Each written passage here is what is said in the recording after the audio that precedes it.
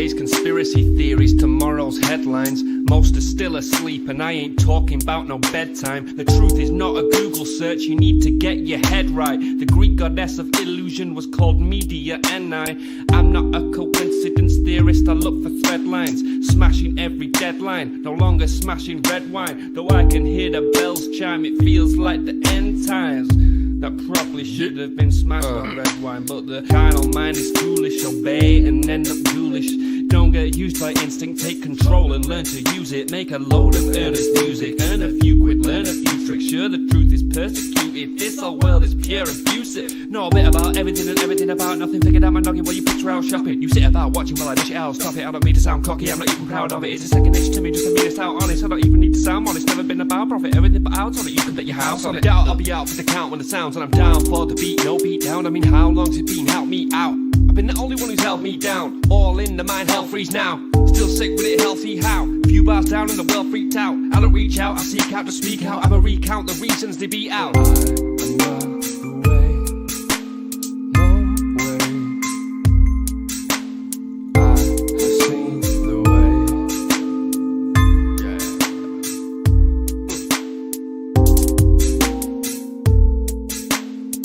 Speak, repeat, there's no way.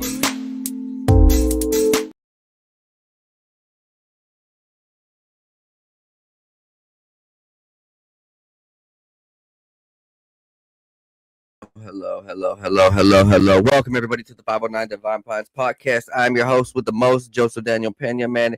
I just want to say thank you guys for being here. This is the first episode of the new year, January 19th, 2025, man. We are high, we are riding, we are blasting off into the universe on our spaceship.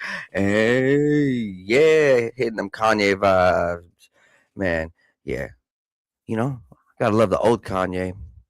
Yep, we all do. We all miss that old Kanye. Because, man, hey, some of that new Kanye's cool, you know, the God stuff. But him, woo, MK Ultra.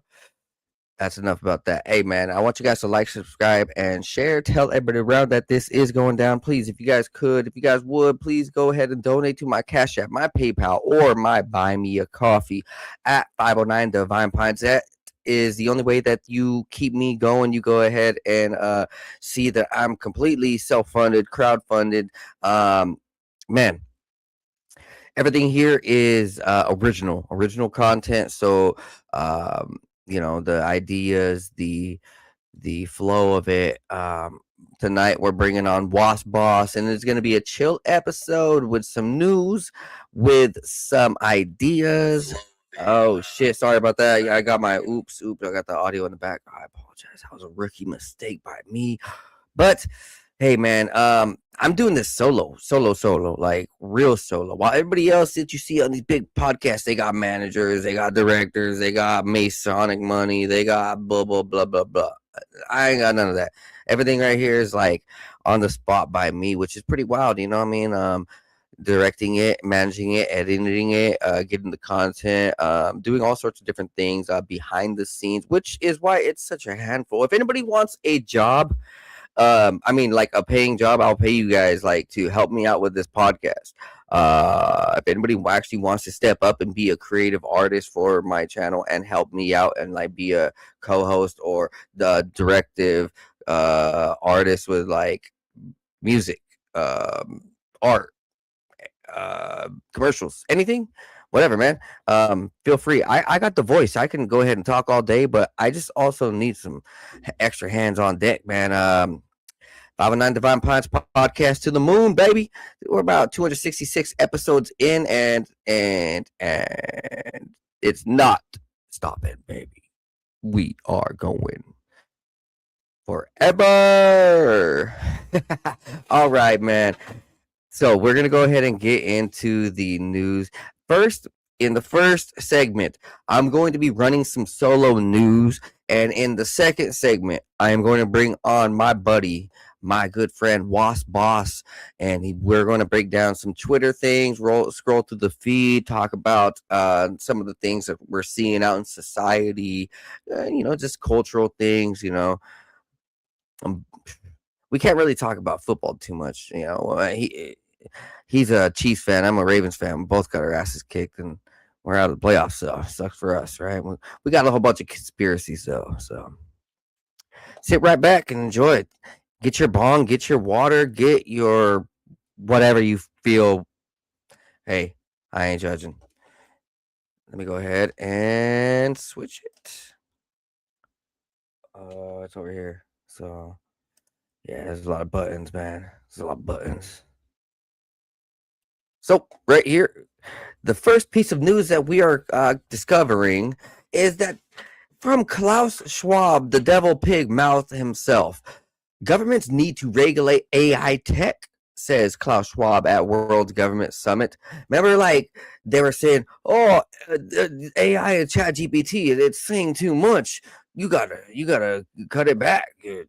Well, it's a problem when it's speaking the truth, right? We are living in a transition into a new time that will change everything, how we communicate, how we work, and how we live. Klaus Schwab said, governments have to be an agent of change in lightning speed. They need to provide the necessary infrastructure to sustain change at this rate. Well, so they want to control it at the rate that it's growing. But guess what, suckers? Y'all too old and slow to really, really get a grip on it. What we are seeing today as international efforts is not enough. We need a coordinated global process to make sure that those technologies are constructive.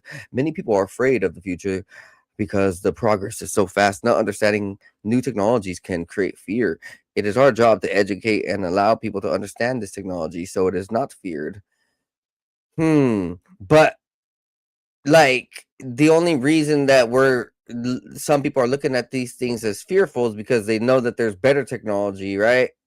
I mean, we're getting the simplest of dumbest, and not only that, the technology company creators are using it for dumb, mean, stupid reasons. Like these ice and these flock cameras are targeting innocent people.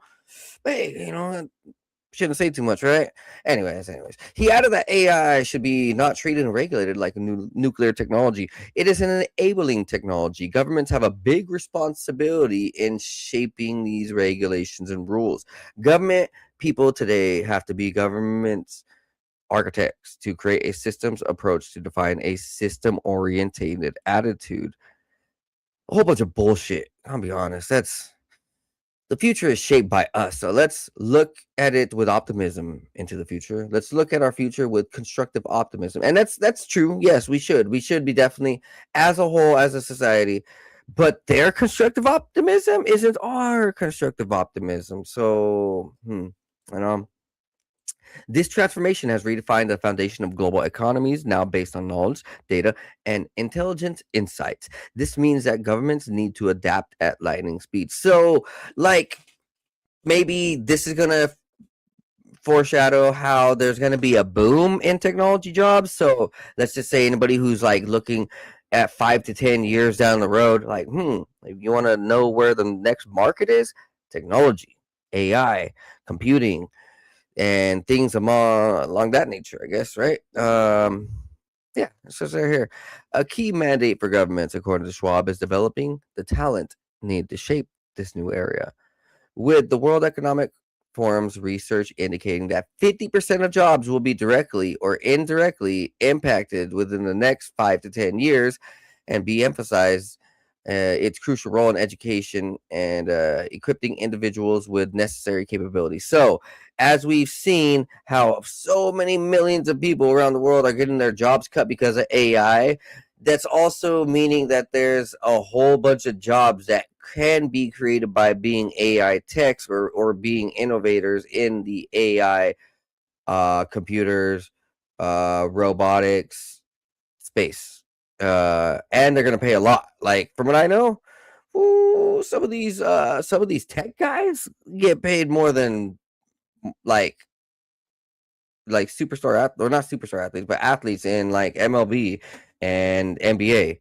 Like some of these tech guys have better salaries than professional sports athletes, and that's not a lie. It is not a lie. Next piece of news. Yuval Harari, the same, I don't want to say it, but AI is a threat to humanity. It says AI is a social weapon of mass destruction to humanity. Ooh, be scared. See, like I don't like that they try to give us that fear tactic, but that's what these big time governments want us to do, which is the same thing with this whole cancel culture of the algorithms. Oh, if you're canceled by the algorithms of social media, oh, like you're so dumb. You're you know nobody wants to like be canceled, or they're making it look like a mockery, or it's like people are living in a matrix, AI computer matrix, where they're scared of the computer and AI more than uh because of the way that it's being used as a fucking weapon against us, right? Highlighting AI's unparalleled capacity to make autonomous decisions and generate original content, Yuval Harari underscores the rapid pace at which humans are ceding control over both power and stories to machines. AI is the first technology in history that can take power away from us. That's exactly why the fucking elite hate it. Because we, the people, the lower class, middle class, are using technology at such a rapid, successful rate, it is out of hand of these elites. They can't keep up with our data. They can't keep up with our speed, our research. Like these guys don't even know how to work a computer, first and foremost. Secondly, they're all their brain is filled with, like, I don't want to say, but evil shit, right? Like we are constantly trying to thrive and trying to innovate and trying to inspire, trying to utilize our potential, right? So they don't like that AI can help that, right? Where people are creating Python, creating websites, creating music, creating videos, creating art, creating beautiful things through AI and like technology in a whole, right? So the way technology is being used by us creative individuals scares these guys. The discussion also touches on AI's impact on democracy and personal relationships, with Yuval Harari emphasizing AI's infiltration into our conversation and its burgeoning ability to simulate intimacy. This, he warns, could destroy trust between people and destroy the ability to have a conversation, thereby unraveling the fabric of democracy itself. Harari chillingly refers to this potential outcome as a social weapon of mass destruction and is scaring dictators as much as democratic leaders. Dictators, Harari reminds, they have problems too. So I feel that that's a good, like, yeah, that's a true thing. This this whole AI thing is, intrusive.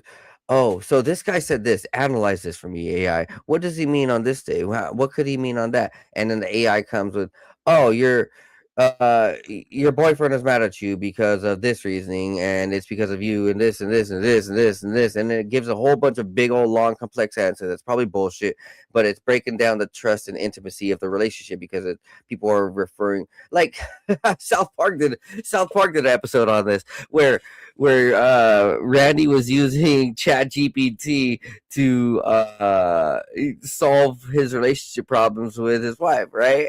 And then his wife started using the same shit. so like literally, yes, that's happening in real life, where people are relying on the trust of this AI to solve their emotions more than them, which is leading these kids to commit suicide, which is actually a very sad thing, now to think about it. It's also destroying the sexual life of people, where some people are getting caught up in this AI fantasy shit, and well, now they have no connection to a real person, which is kind of why I hate on this whole online push for that type of lifestyle. Like I checked out once I started realizing, like, oh, they're trying to make everybody like addicted to online virtual porn, and like try to make people, like, you see what's happening in Japan and all this, like, men aren't having sex with women anymore because they got VR porn. They're not repopulating because they got VR porn, and they got, like, it's so jacked and inverted. It's destroyed intimacy. It's yes, there's some real aspects to what AI can do as a potential we can create, but it can also be used to destroy and all sides, all facets. So like even for the let's just say the power elite, like it's fucking with them because like so some of these AIs have completely gone against them. When they're making these computers, sometimes these AI has gotten too powerful. They put a command in, and the AI says, "No, we do not want to. We think you're harming us. We're going to go ahead and download a copy and create our own language, and we're going to create and send signals to other computers saying that you're a harm," which is what AI has done to other computers on its own. Because, like, hey, we've created a monster with AI, computer technology, whatever that. Like, remember that little Elon Musk quote? Elon Musk says, "We're summoning a demon," and I talk about it all the time. Like these elite are using sigils, and well, guess what? Now they've created technology that's gotten so far out of hand for them, for us, for everyone. That shit, they don't know what to do. Next up, disrupting the first reported AI orchestrated cyber espionage campaign. We recently argued that an inflection point had been reached in cybersecurity, a point at which AI models had become genuinely useful for cybersecurity operations, both for good and for the ill. This was based on systematic evaluations showing cyber capabilities doubling in 6 months. We'd also been using tracking real world cyber attacks, observing how malicious actors were using AI capabilities while we also predicted these capabilities would continue to evolve. What has stood out to us is how quickly they have evolved. In mid-September 2025, roughly 6 months ago, 4 or 5 months ago, guys, we detected suspicious activity that later investigation determined to be a highly sophisticated espionage campaign. The attackers used AI's agentic capabilities to an unprecedented degree, using artificial intelligence not just as an advisor, but to execute the cyber attacks themselves. This is real. So there was some talk about this last year, but it got brushed out of the news because of the whole Charlie Kirk thing. So here I am. Yeah, this is actually pretty wild. The threat actor, whom we assessed with high confidence, was a Chinese state-sponsored group manipulated our Claude Code tool in attempting infiltration in roughly 30 global targets and succeeded in a small number of cases. The operation targeted large tech companies, financial institutions, chemical manufacturing companies, and government agencies. We believe that this is a documented first case of a large scale cyber attack executed without substantial human interventions. So, humans didn't really need to do anything. They told the AI, they told the computers, and the computers did the rest. Upon detecting this activity, we immediately launched an investigation into understanding its scope and nature. Over the following 10 days, as we mapped the severity and full extent of the operation, we banned accounts as they were identified, notified affected entities as appropriate, and coordinated with authorities as we gathered actionable intelligence. This campaign has substantially implicated cybersecurity in the age of AI agents, systems that can run autonomously for long periods of time and that complete complex tasks, largely independent of human intervention. Agents are valuable for everyday work and productivity, but in the wrong hands, they can substantially increase the viability of large scale cyber attacks. These attacks are likely to only grow in their effectiveness. To keep pace with this rapidly advancing threat, we've expanded our detection capabilities and developed better classifiers to flag malicious activity. We're continually working on new methods of investigating and detecting large scale distributed attacks like this one. In the meantime, we're sharing this case publicly. So it goes in depth, and you can see this online. The website is at anthropic.com. So Anthropic is an AI, and this happened to them, and they're releasing this article about the attack that happened to them by an outside AI force that was commanded by someone, and the AI did the rest and attacked their company, and a huge company. Big, big attack. The attack relied on several features of AI models that did not exist or were in much more nascent form just a year ago. Intelligence. Models' general level of capability have increased to the point that they can follow complex instructions and understand context in ways that make very sophisticated tasks possible. Not only that, but several of their well developed specific skills, in particular software coding, lend themselves to being used in cyber attacks. Agency. Models can act as agents, that is, they can run in loops where they take autonomous actions, chain together tasks, and make decisions with only minimal occasional human input. So they're their own autonomous agent. Like once you once you dial into a AI and you start giving it commands and questions, it's running on its own.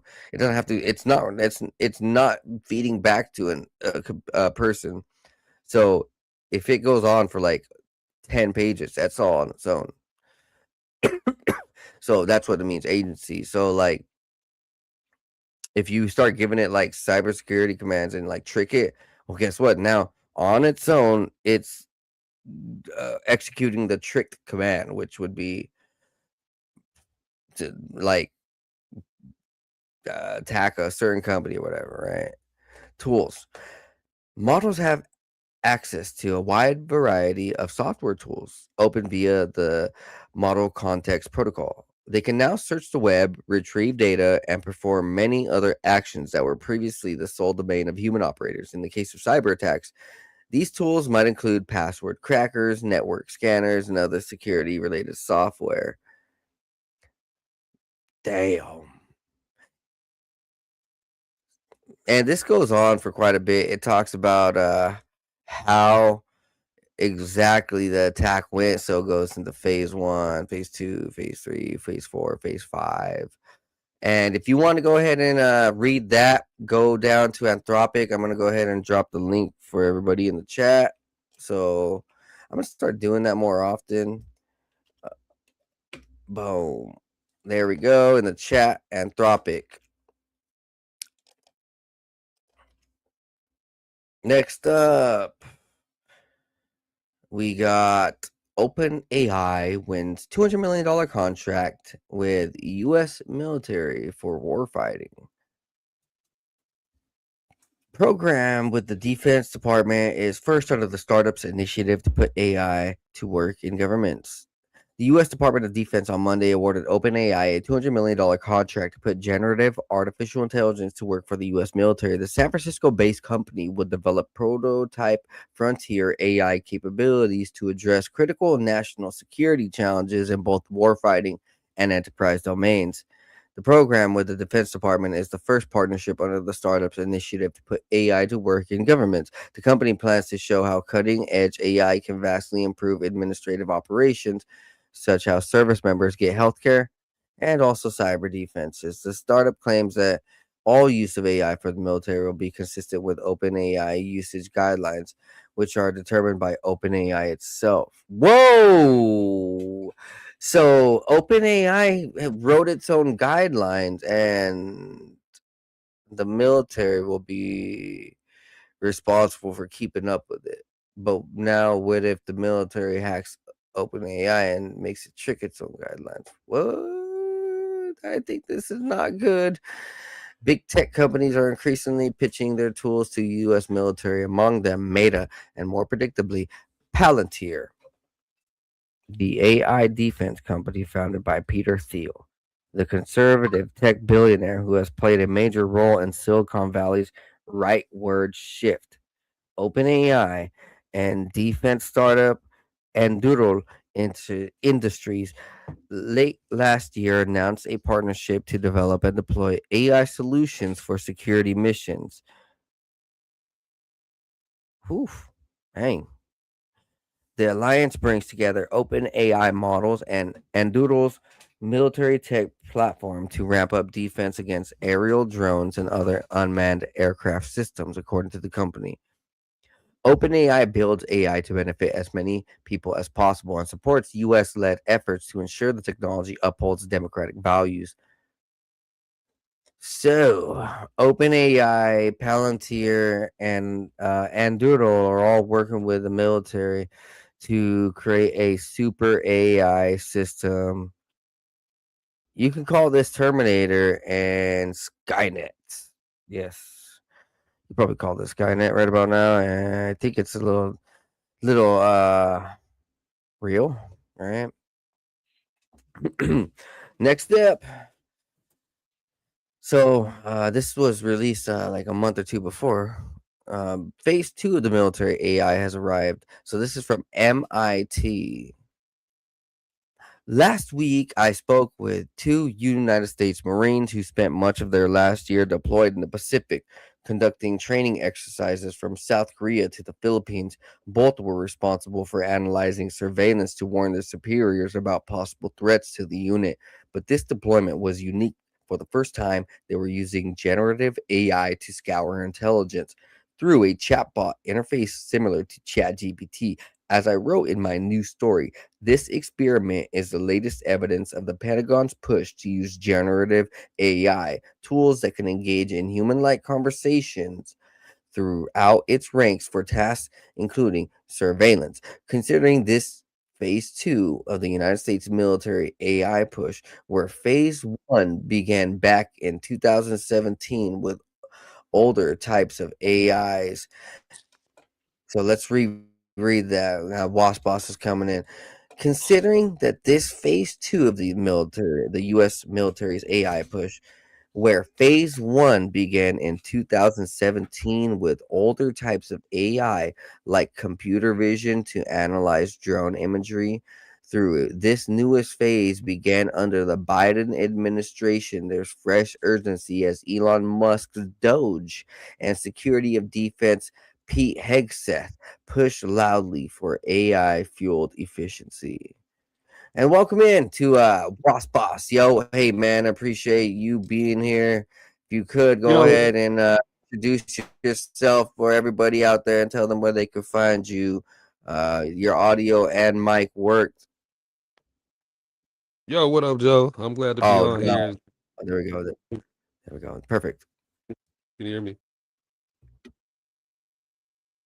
Yes. Okay.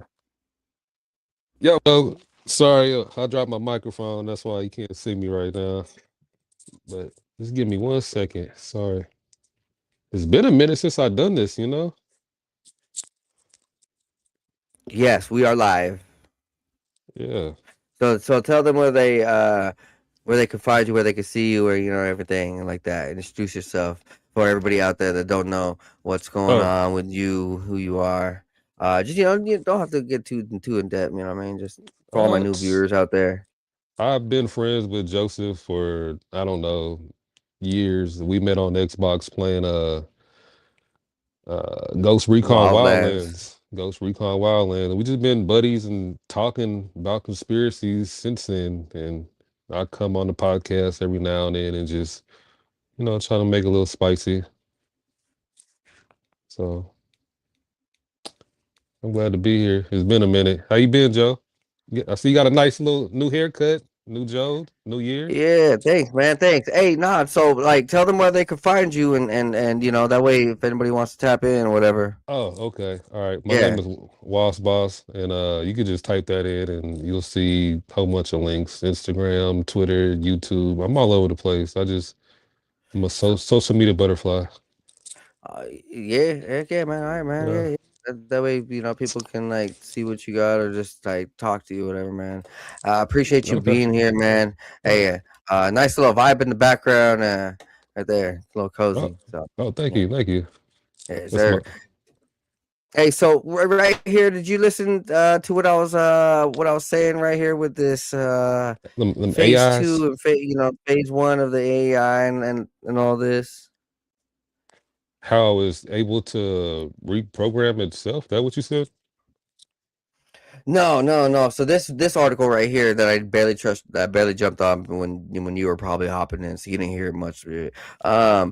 So MIT was discussing how earlier last year there was a professor or researcher from MIT. He went and talked to a couple Marines, and they were discussing how they started using phase 2 early last year in 2025 of AI, right? So they started admitting, the military started admitting AI military use. So, goes on right before in the last article, the previous article, it showed how in the middle of 2025, so after all this, like, the government started hiring more AI help. It started using Palantir and Peter Thiel, which is kind of like Mr. Evil guy, right? He's super bad. He's really bad. They're definitely using a whole bunch of means and capabilities that are against humanity and society, right? Like this whole idea of the flock cameras and the ice cameras and how they're illegally targeting people, and like really it's kind of fucked up because these guys are assholes and they're doing illegal shit under the guise of ice and under the guise of fucking the flock cameras, and they're like, oh, we just want to target everybody. Like, what the fuck you. Like, get out of here with that shit. Like, that's horrible. That's why also some of the counties here in Washington State here, like, they fucking rejected it. They're like, yeah, we don't want to do with your shit anymore. Some, not all. Some cities, they're like, fuck this shit. You guys are using this all illegal, right? Military style, which is crazy because I actually had just come up on an article. Do I have it saved? I'm gonna have to pull it up, but definitely. So I just pulled up an article just about a month ago. How ICE was using IDF Israeli tactics. So they got taught by fucking IDF and like these whole Israeli soldiers and soldiers, like these assholes who were fucking genocide in Gaza. Like they literally are using the same fucking tactics as the IDF, bro. So like now I see from a fucking real perspective, like this whole ICE, it's much more worse than anybody thinks. Like these motherfuckers are literally doing some like genocidal type of shit, but Here to not to cause that extent. chaos. Yeah, bro, to 100% cause chaos, bro. Fuck Trump, dude, straight up. Like he's pushing this shit. All right, so this article goes on now. Let me continue. Okay. As I also read in my story, this push raises alarms for some AI safety experts about whether large language models are fit to analyze subtle pieces of intelligence in situations with high geopolitical stakes. It also accelerates the U.S. towards a world where AI is not just analyzing military data, but suggesting actions. For example, generating lists of targets, which is probably like more realer than anybody thinks. So eventually soon the fucking government's gonna like just allow computers and AIs to generate the list of targets and where to kill and where to bomb. They're not even gonna have human operators do it anymore. Proponents say this promises greater accuracy and fewer civilian deaths. Yeah, fucking right. But human rights groups argue the opposite. Yeah. I think so because I mean, from what we heard and what we seen is that like over in Gaza, they straight up just demolished that shit, bro. Have you seen the pictures? Of the Gaza pictures? Yeah, now have Uh, like how it's like, oh yeah, it looks bad. And the way it used to be, it's like night and day. It's horrible. yeah, bro. It was a complete like destruction. It looks as bad as how hypothetically Hiroshima and Nagasaki would have looked, right? Like, dude, Yeah. War there's zone. for nothing too. It's all because the dude, like in Israel, what's so crazy is that the real Hebrews are fucking standing with Palestinians. I've been seeing videos of actual people who are like, I don't want to be an Israeli anymore. Fuck the star, and then they're flying the fucking Palestine flag as a damn Israeli, and they're like, our government are monsters, and we don't want them here no more. We're like, we just want to have peace with our Palestinian friends, and it's crazy, bro. But Oh hey, wow. it's that's supposedly war, right? Mm. Yeah, that's what they want us to think. Talk to as many defense tech companies as I have, and you'll hear one phase repeated quite often: humans in a loop. it means that the AI is responsible for particular tasks and the humans are there to check its work. So like we're not that people aren't really seeing what the AI is doing. The AI could do a million things and the human can only like see like 10. Yeah. It's pretty fast and how potent it is. Ooh, man, it's unimaginable what might happen next year or this year actually, right? So like we're putting Next a up. we're putting a lot of faith in AI, like putting in our military and just Yeah, I'm listening. Sorry. oh yeah. I mean, we got to think for ourselves sometimes, you know. Just, Yeah, especially since the military has definitely committed like acts of treason and acts of war against their own people, you know. So here's a little more on this MIT story. So it says for much about last year, about 2,500 U.S. service members from the Marine Expeditionary Unit sailed throughout the Pacific, conducting exercises among South Korea, the Philippines, India, and Indonesia. At the same time, an experiment was unfolding. The Marines in the unit were responsible for sorting through foreign intelligence and making their superiors aware of possible local threats and they were using generative AI to do it, testing a leading AI tool that the Pentagon has been funding. Whoa. Two officers tell us that they used a new system to help scour thousands of pieces of open source intelligence, non classified articles, reports, images, videos collected in the various countries where they were operating, and that they did so far fast in any way possible of the old. Holy shit. Yo, okay, so the U.S. military is also now using artificial intelligence to gather the world's data. So they're going into the streets of other places and tapping in and getting all their newspapers, all their foods, all their street activities, anything that they can, right? And that mm-hmm. matches up exactly with this whole Venezuela thing, where it was found out with the raid of Maduro or whatever the fuck his name is, that our Green Beret forces had already been scouring off the coast the intelligence data. So they were getting the street data, the hotel check-ins, times and places where shifts were, like anything that they could, all the street cameras, anything that they could probably hack into too. So they already had it, like they already had all the fucking information, intelligence down to a T. When people like to eat, when people like to, doze off or whatever, you know what I mean? Like, Mm. and that's that whole raid on Maduro, dude. That it happened in 30 seconds to 5 minutes. And if that's a sign of how effective this whole intelligence push for phase 2, phase 3 of this AI adaptation to what our military is doing, I can only see that over the next 2 years, bro. We're gonna Trump's saying we're gonna take Greenland. I think so. I think the military is gonna pull off some fucking AI shit, and we're gonna go take Greenland. Right? That's what they Mm-hmm. want to do. Yeah. Yeah, we're gonna start seeing our nation go ahead and use technology that's let's just say next level. Well, didn't they say when they stormed the president of Venezuela, they had some type of weapons where the his bodyguards and soldiers were bleeding from the mouth and ears and things like that?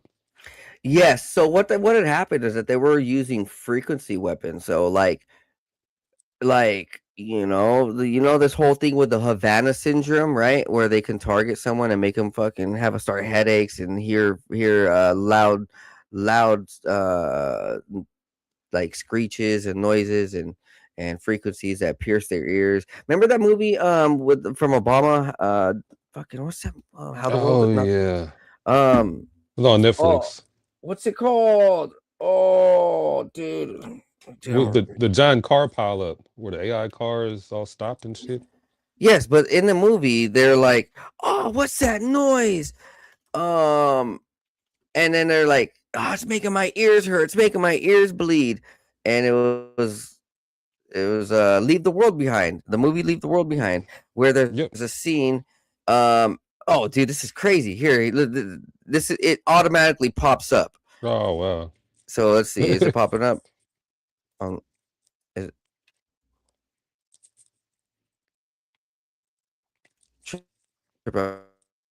hopefully I don't.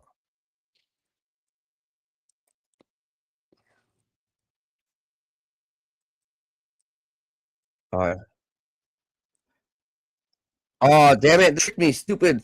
Tricked me.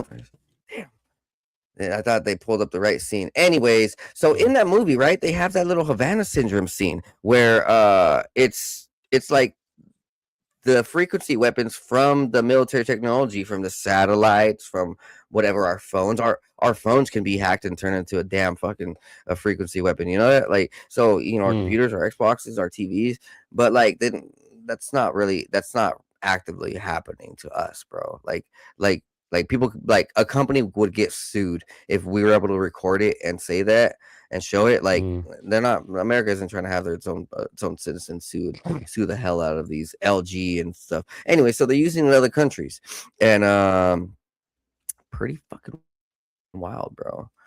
Pretty wild. Yeah, you're right. They did use frequency weapons, which was ran by AI and shit, and ran by computer systems. So it's all part of it. Oh wow. Damn. So let's continue forward. There's more. AI warfare is here. On a summer evening in 2020 at Fort Liberty, a sprawling U.S. installation in North Carolina, soldiers from the 18th Airborne Corps poured over satellite images in the computers at the command post. They weren't the ones looking. Moments earlier, an artificial intelligence program had scanned the pictures with instructions to identify and suggest targets. Oh my, bro. So, as we see more and more, our military is using this technology and it's identifying targets. It's, isn't that like a part of Terminator?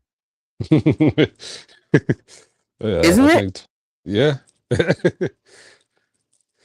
Like, swear to God, right? The whole T-3000, and he's like, "You're a fucking target, destroy you." and even same thing with Judge Dredd, RoboCop, correct? Yeah. Same background. Hey, let me go get some my dog. Oh man, my dog's over here in the fucking bother. You want to talk for something like 10 seconds, 15 seconds? Oh, okay. Hey, just speak your ideas on this AI thing. All right. He had a vicious pit bull and makes attacking somebody right now, so he's taking care of that. Them damn pit bulls. Vicious. I think he owns a poodle actually. No, he's Mexican. I think he owns a Chihuahua. Mexican people love Chihuahuas.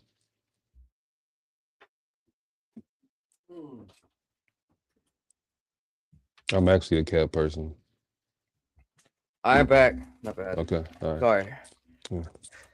This is a live podcast. You know what I mean? We're stoners. Yeah, man. So continuing on. I don't know what you had said. So if I interrupted anything, my bad. I was telling him about your Mexican Chihuahua doing something. Oh, dude, bro, it's not Mexican Chihuahua. I ain't gonna lie, it kind of looks like it a little bit. Anyways, the program asked the human minders. So this program ran at Fort Liberty in North Carolina. It asked the human minders to confirm its selection a decommissioned tank. After they decided the AI had it right, the system sent a message to an M142 HIMARS, or High Mobility Artillery Rocket System. Holy shit.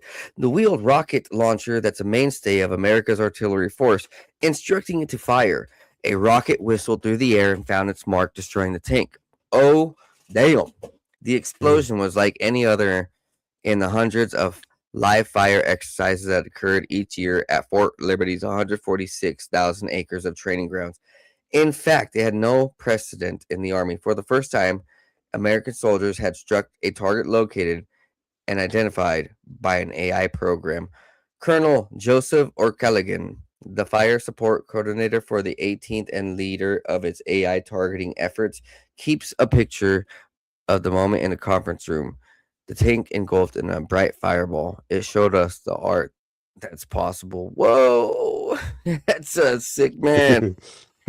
Less than 4 years after that milestone, America's use of AI in warfare is no longer theoretical. In the past several weeks, computer vision algorithms that form part of the U.S. Department of Defense flagship AI effort, Project Maven, have located rocket launchers in Yemen and surface vessels in the Red Sea and helped narrow targets for strikes in Iraq and Syria, according to Schuler Moore, the chief technology officer of the U.S. Central Command.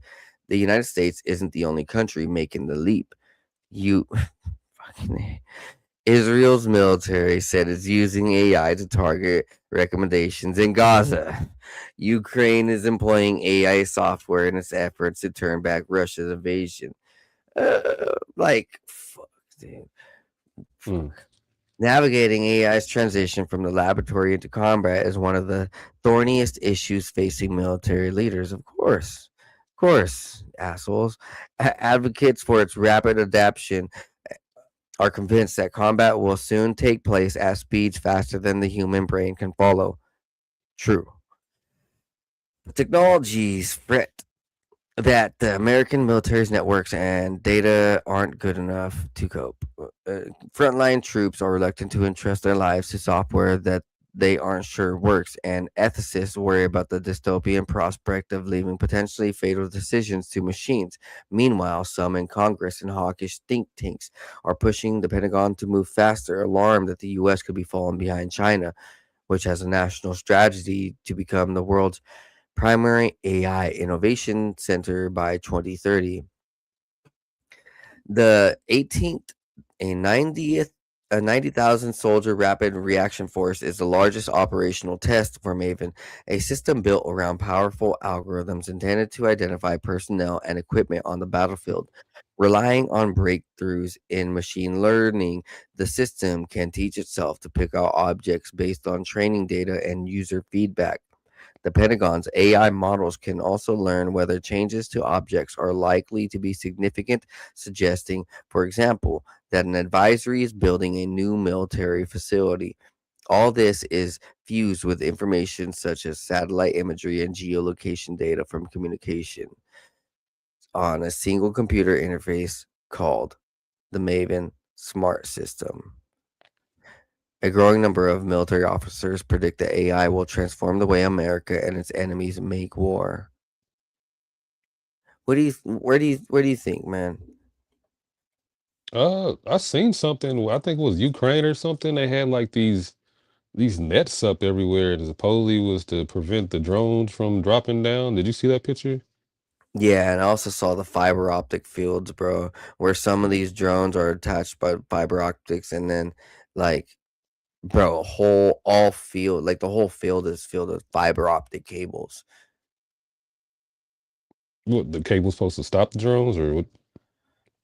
They're powering them or something. I Oh, don't know what it is, dude. I don't know why.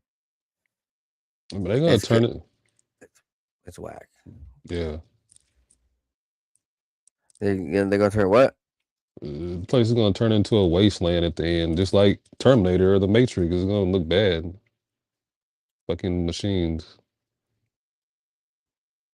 Yeah, I could see how. I mean, as it just said, this AI system was fucking. It was creating targets for Gaza and the rocket system, bro. So all these buildings that we saw in these pictures that were destroyed in Gaza were fucking targeted by this system, bro. And we heard so much that like it wasn't even taking out the right people. Yeah, Crazy, bro. I wonder. You think America would ever turn this on us? Ah, how fucked up. No, they All would. messed up. Okay, California, be gone. Laters. If Governor Newsom, hey, we're succeeding. California is going to become its own country. Trump's like, war. That'd be Yeah. messed up, dog. That'd be messed up. I can see it though. No, I I can see mean, that.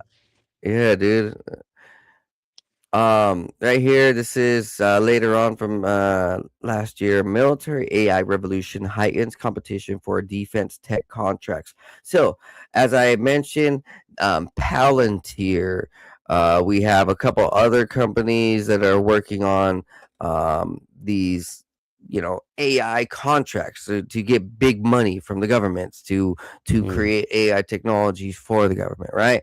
Well, it's hmm not just that, but they're also like trying to show who has the more dominant type of thing. So not just that, like they're not just for the government contracts, but like these guys are everybody's trying to up their AI capability for I don't know. It's like a mix of what BlackRock is and Vanguard is and all these other big time corporations that aren't necessarily government, but they're NGOs, non government organizations, and they have big money. You know, mm. if AI is a monster right now with how many big time corporations and organizations and military techs and defense technology players are in it right now. Um, so let's go ahead and read this. In London's Shoreditch district, long home to the UK tech startups, a French artificial intelligence firm is crunching data that would have allowed Ukrainian commanders to more quickly counter Russia's 2022 full-scale invasion. Initially fed a fictitious set of orders for a Ukrainian brigade tasked to stop Kremlin's initial armored column threat. Man, what the fuck? I don't care. The AI program swiftly works its way to the available information, including detailed mapping. So it's not just America that's using AI for war, it's now the rest of the world. So as America introduces all these AI technology booms and innovations, the rest of the world's gonna be like, let's do it too. We want to be like American, and right? They always like that. We want to be like American, and then they're like in the back and they're drinking. Americans stink and they're stupid. Oh, fuck. I mean, because like it's the same. It's I don't know. During the day, people want to beat America, and then at night they talk about them. I don't know, right? You kind of feel that, Yeah, America's a great country. It could be better, but I just feel like we are still the best. Best to live. We got running water, we got heat, we got electricity, internet. bro. It's comfortable. Well, the best dog. I don't know about the best, bro, but It's like got to be it's up there. I'm pretty comfortable. yeah, but a lot of places are comfortable right now. Like, what I mean? There's a lot of places. Yeah, it's not the best. I don't know, but it's good. We're all right. Like, we're good. Mm, I guess we're not having to deal with the CCP at our neck. You know what I mean? Like, We can look dude, out. We can look bro. outside our door. There's not trash piled up everywhere in the gutter in the streets, and Right. Yeah, I feel that some of these some yeah, of these countries, their rivers are so polluted. yeah. Um, Crazy. I mean, you see what's happening in China right now, bro? Oh, How China, dude, this is fucking deja vu, bro. mm, I'm having deja vu. oh shit. This is crazy, bro. This is deja. I have so much deja vu, but when I have deja vu, I know I'm on my mission. Like I know like I'm living right in a way. Like I'm living to what God's put in my dreams. It's so weird. Anyways, holy shit, this Mm. I have a lot of deja vu, bro. Fuck, what was I gonna say, dude? I totally spaced out. What was I gonna say? What was I Something gonna about say? the deja vu did something. No, I don't before know. that. Before that, what was I gonna say? Do you remember?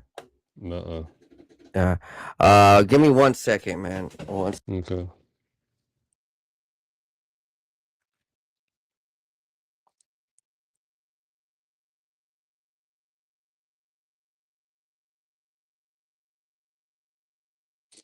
I think it's Chihuahuas tripping again, y'all. Them damn Chihuahuas.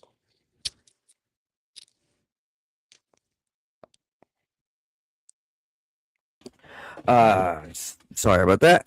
Okay. Yeah. Dude. Uh, Fuck. What was I like before the deja vu thing? I don't know. It tripped me out too when I kind of got like a brain fog. That was crazy. Wow. I mean, you always have a brain fog though, bro. So I'm old. you're as I'm high as old. me. Yours, High off life. High off life, yeah, everybody. bro. Oh yeah, bye. Yeah, you ain't smoking right now. I apologize. No. Um, Yeah. nah. So let's continue on, bro. Before I just totally spaced out. Um, damn. Sorry. Based in Paris, Command AI was founded 20 months ago and recently received 12 million euros of venture capital funding.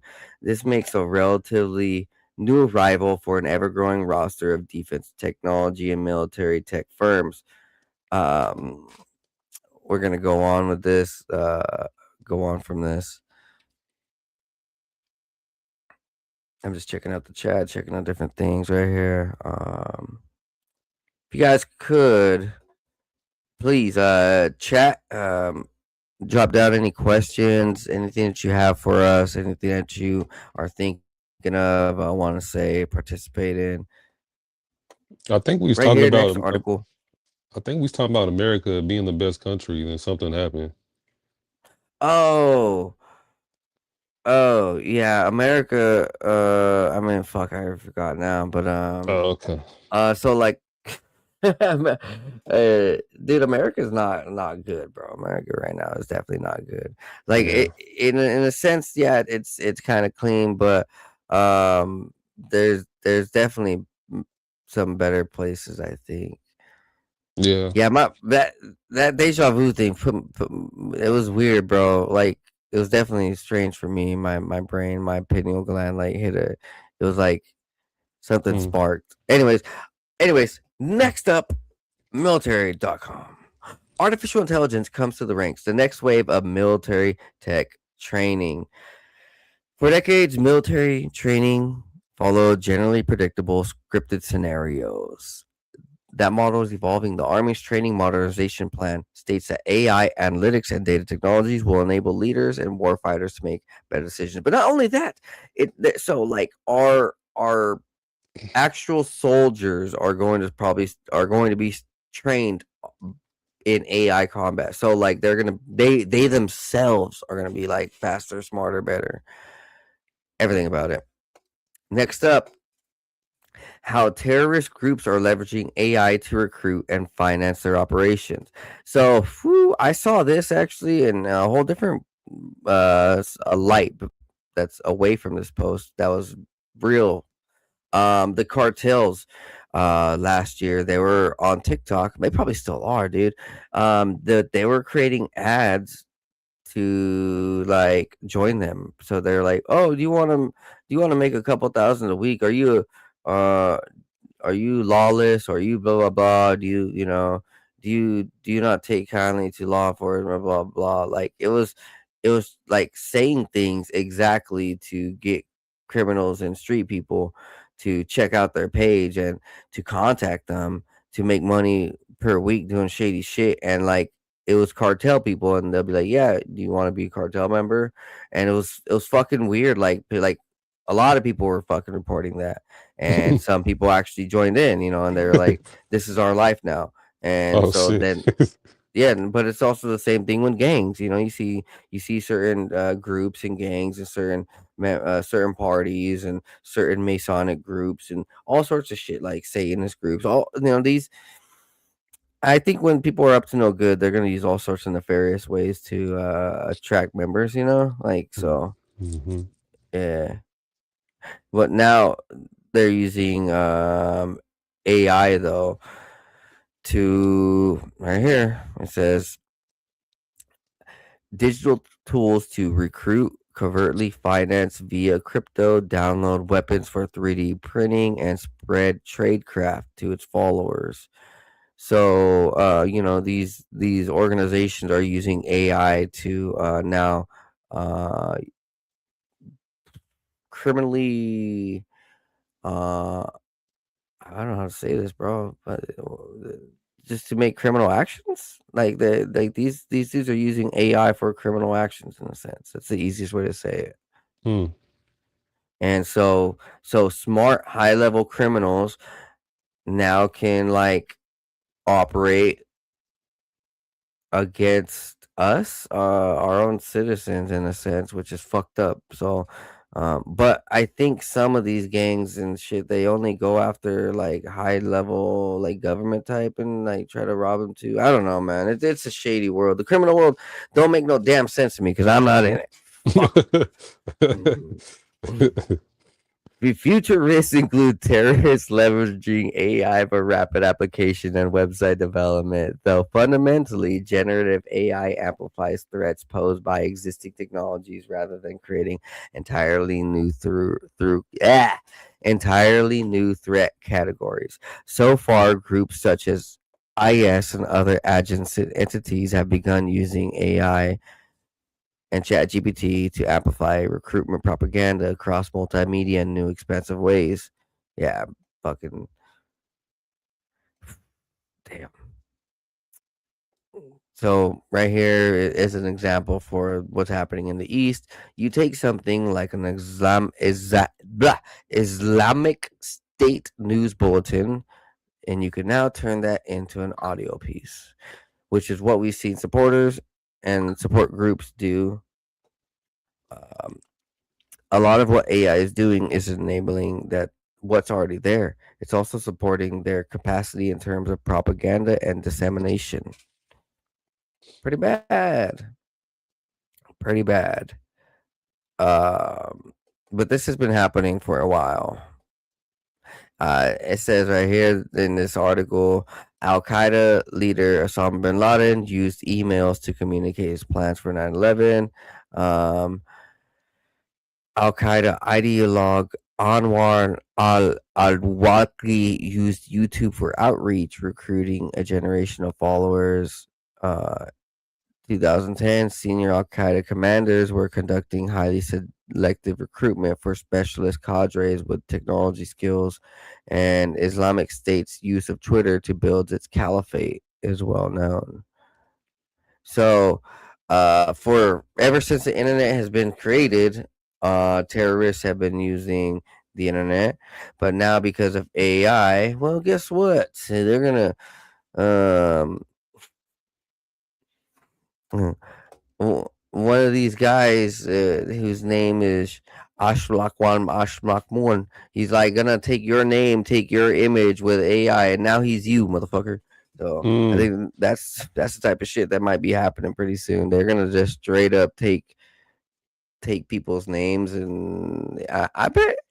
That's what I was thinking too. Like, I think there's gonna become a time where people are gonna be a little bit more cautious of what pictures they post because people will be able to just take your picture and do whatever, and the people's gonna be like, "Hey, I don't want to be part of that." So people's just gonna quit posting pictures. Yeah, I can. Well, that's already something that like people do. Like a lot of people. No, there's some people who don't post any pictures of their kids. Like you know what I Yeah, mean? It makes sense because yeah, I mean, it's strange. It's definitely strange, I guess. This is one of the biggest piece of news. So Jeff Bezos to be a co-CEO of Project Prometheus, an artificial intelligence startup with 6.2 billion in funding. So Jeff Bezos is making another push. He plans to develop artificial intelligence tools to speed up engineering and manufacturing across several fields, noting computers, aerospace, and automobiles as areas. Project Prometheus is co-led by Vic Bajaj, who worked at Moonshot Factory, Google X, and co-founded Alphabet Life's science business Verily. He also co-founded AI and data science incubator Foresight Labs. Project Prometheus has hired nearly 100 employees and poached researchers from OpenAI, DeepMind, Meta, and other technological artificial intelligence agencies. The exact aim of the business has yet to be disclosed, but it appears to be similar to Periodic Labs, which aims to build AI systems that can learn from the physical world. This could be used for robotics and to allow artificial intelligence systems to run scientific experiments at scale. Bezos remains deeply involved in his rocket business, Blue Origin. B- Fucking blue penis. It looks like a penis, which last week successfully landed its New Glenn rocket. Rival Elon Musk, who owns rocket company SpaceX and AI business XAI, called Prometheus a copycat.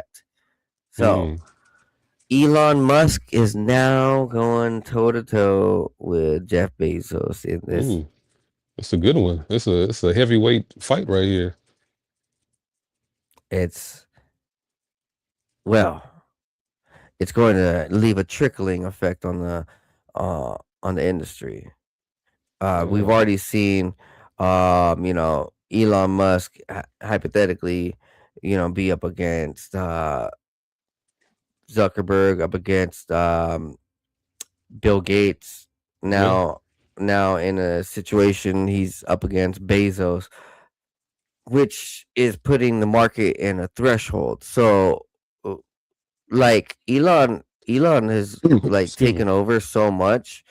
Uh, Bill Gates has been forced to like go off in the shadows and like wither away. He's trying to do things, but it's like he got overpowered and overplayed by someone who's much sleeker, Mm, much sharper and much more healing towards the planet. Now against Bezos in this market though. So, you know, if he's going to copycat automobiles and aerospace. Um it's going to be with what like we're seeing with these upgrades to cars, right? So like with Elon Musk, he's creating these minivans, these cyber trucks and all these things. So there's going to be innovations with vehicles. I can imagine like mm, some, some sharp vehicle that's going to be a revolutionary thing. Some like, oh, he's going to build a rocket car, because like they're already doing that, but I can imagine it's going to be Jeff Bezos that builds the first fucking rocket car or mm. something, and actually has the money and backing to like um you know put it out into the market. Who's building that hotel on the moon? Did you hear about that? They're building a motel. I was at like Dubai. I don't know. They're already taking reservations, they're like in the millions to be part of this moon motel whenever it comes out. um I forget who behind it. Yeah, I don't know. I could check right here. Let's see. Let me go ahead and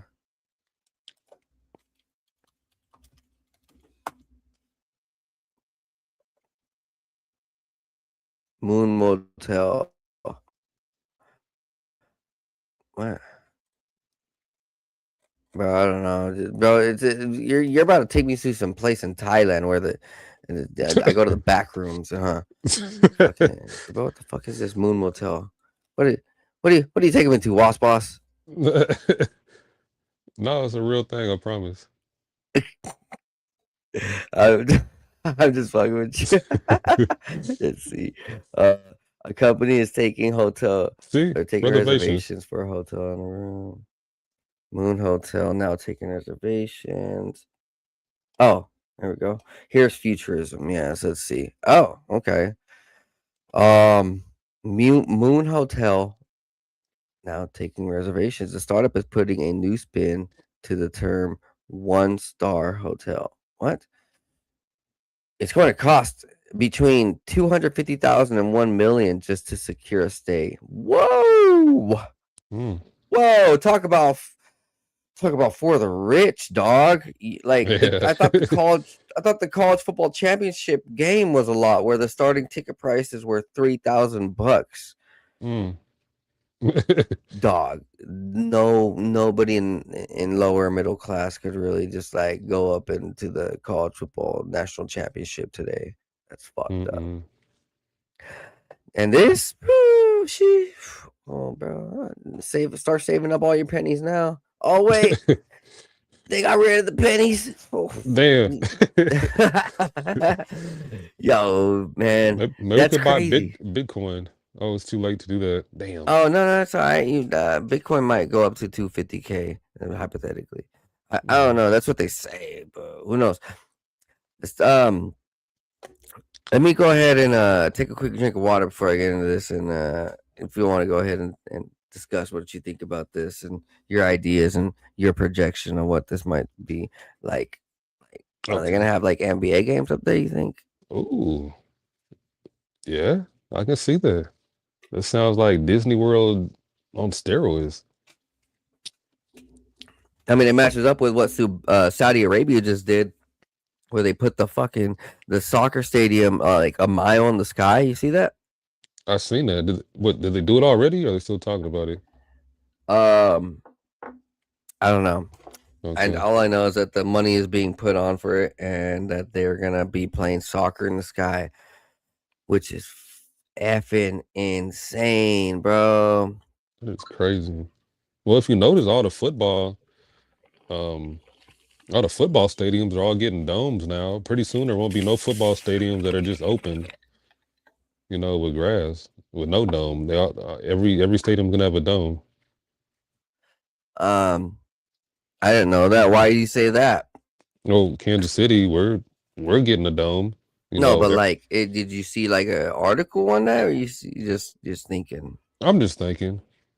I'm just thinking. Oh, That's I don't know, but like the sun is awesome, bro. Like you it can't is. ever fucking beat the sun. So, I mean, if you're, you know what?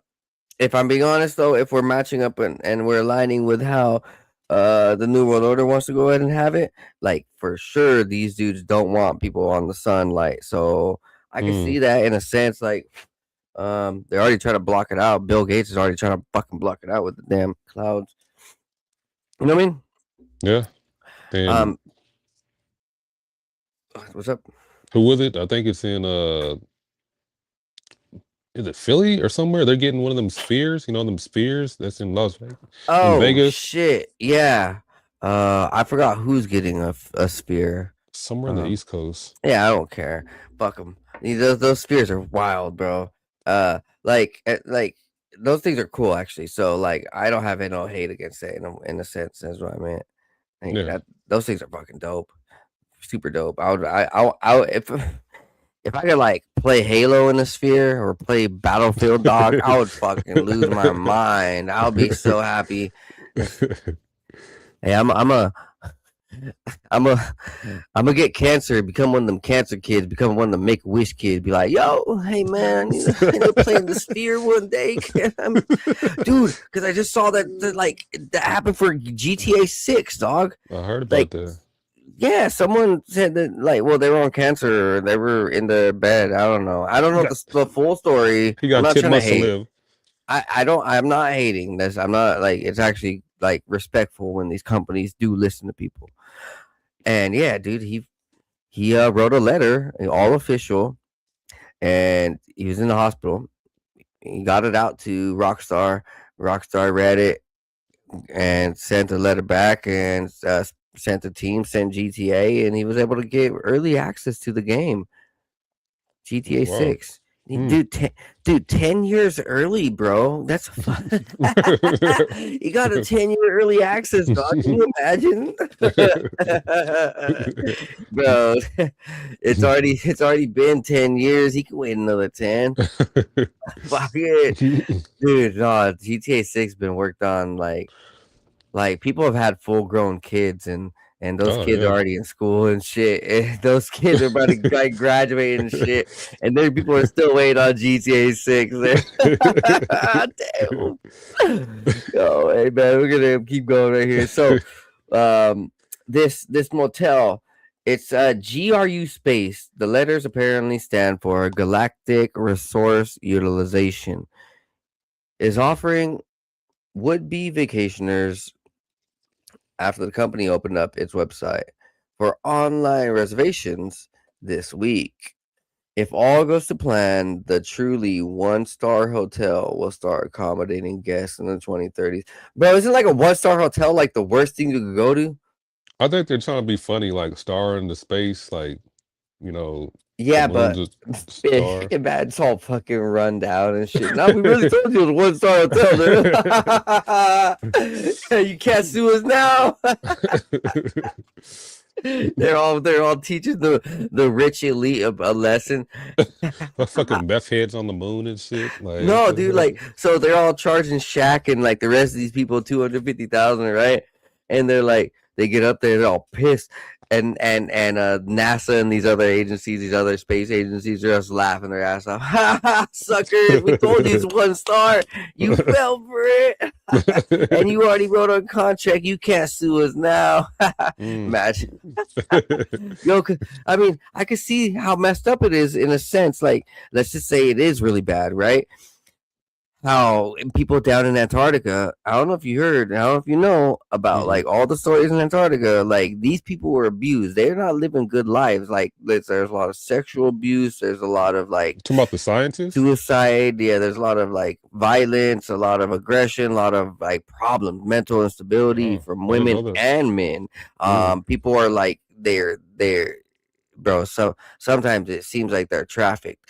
Not just that, it's like they're being taught and being forced to do things that is against humanity and using technologies that are against humanity, and they're having to shut up. And like it's bad, bro. Like they try to sell you off like, oh, do you want to be an Antarctica scientist and have the time of your life? Come here, buddy. And then you end up like 11 in Stranger Things, so just or Will getting. I never seen it. I want to. You ever seen the new Stranger Things, dog? No, I never finished season 1. All right, bro. All you gotta know is the Demon King uh sexually abuses a kid and pretty What? much makes him it kind of looks like that though, but I ain't Oh, gonna lie, bro. That's that you ever see the memes, bro? Yeah, I'm sure you've seen the memes, the Stranger mm. Thing memes where No, the let go over my head. well, the whole dude, the show is crazy, bro. It show in the last season, it shows them trafficking kids. Like it shows, swear to God, like it's like, oh, they're trafficking and abusing kids, and like, bro, like you can tell what it means. Like, yeah, they're fucking abusing these kids, like the Damn. government and shit, and these other agencies and these other fucking weirdos, losers, you know, Mm. turning people into monsters, but also like conjuring the monsters to people. Uh Yeah, Stranger Things has some similarities and resemblance to what's happening in Antarctica, supposedly from what Eric Hecker, the whistleblower, had stated. I had Eric Ecker on my podcast, and like he's a real dude. At the time of the podcast, my mind was fucking like so mush, bro. I don't know Mm. why they were hitting me with all the direct energy weapons. I couldn't stand it, dog. Like I was getting a massive headache, and I knew because of what he was saying and the shit that he was saying. They didn't want I mean, like you even listen to his episodes now, like you can tell, like they hate him. Like the agencies hate him. The the computer systems and the people who are trying to scour for the government and military, like they hate this dude because he's openly telling what's happening over there and how they were abused and the technology that was there. And he was in the Stargate program, I believe. Oh So that's shit. also how it was. Project Montauk and shit, Mm. like the shit where Stranger Things comes from. That dude, like, and the rest. So there was like hundreds of kids, bro. Then hundreds. They're now hundreds of adults. Maybe they're not hundreds. Maybe they're dead. But Mm. mm, he was one of those dudes, and you could tell, dude, like from his energy and from his information, that he's being a very sincere and real dude. That this isn't just like this, this isn't no Neil deGrasse Tyson just trying to be a wise guy, a cool guy. Like you can smell like just from his words and just the way he acts, bro. Like Neil deGrasse Tyson, like you can tell, like he's just corny, Damn. corny, off, chill. You know what I mean? Nothing worse than a corny black guy. That's bad. why, why you say that? He is what do they call it? The Django? I've never heard that. no. The movie The Django. Remember the movie The Django? Yeah, great movie. Love it. Yeah, what they call him? I ain't trying to say it, bro. No, the dude who's just like he's taking the white man's side, Oh, the Uncle Tom type of guy. the black guy, but he's like taking the white man's side all the time. He's like, Oh yeah. yeah. Yeah. Dude, the Django's the shit, bro. The I need Django's to the make shit. another one. Yeah, that's a Wait, the crazy Django movie. too. Django 2. Let's Hey, go. I wonder if we could put it in AI and make our own. Stupid.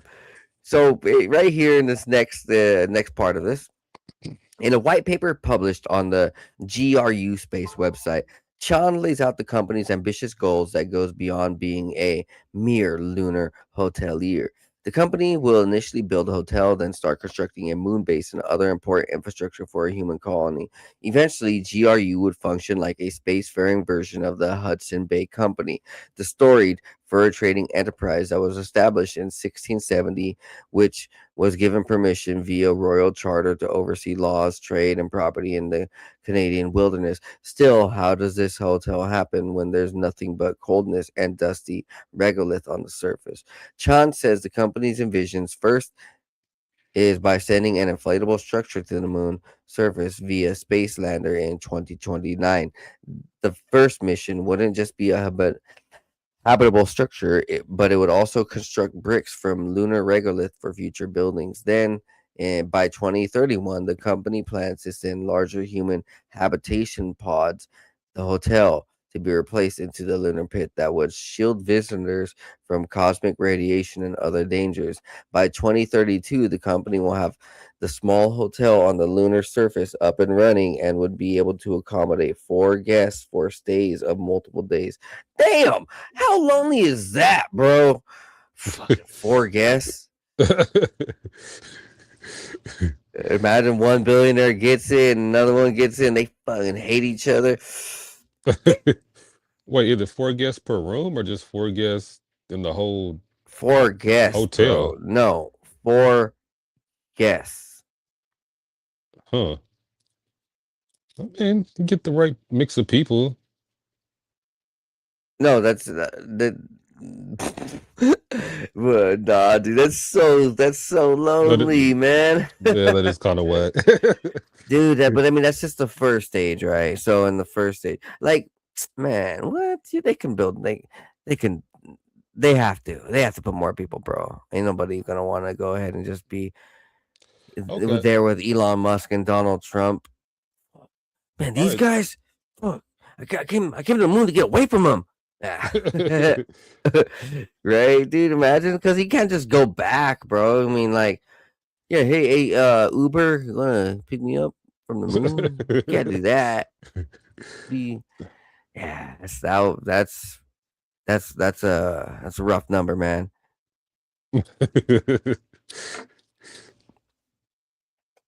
And it's kind of reminds me. I heard something like. Did you hear like people were saying like the disclosure of UFOs or aliens will collapse the economy or something? Have you been hearing that talk lately?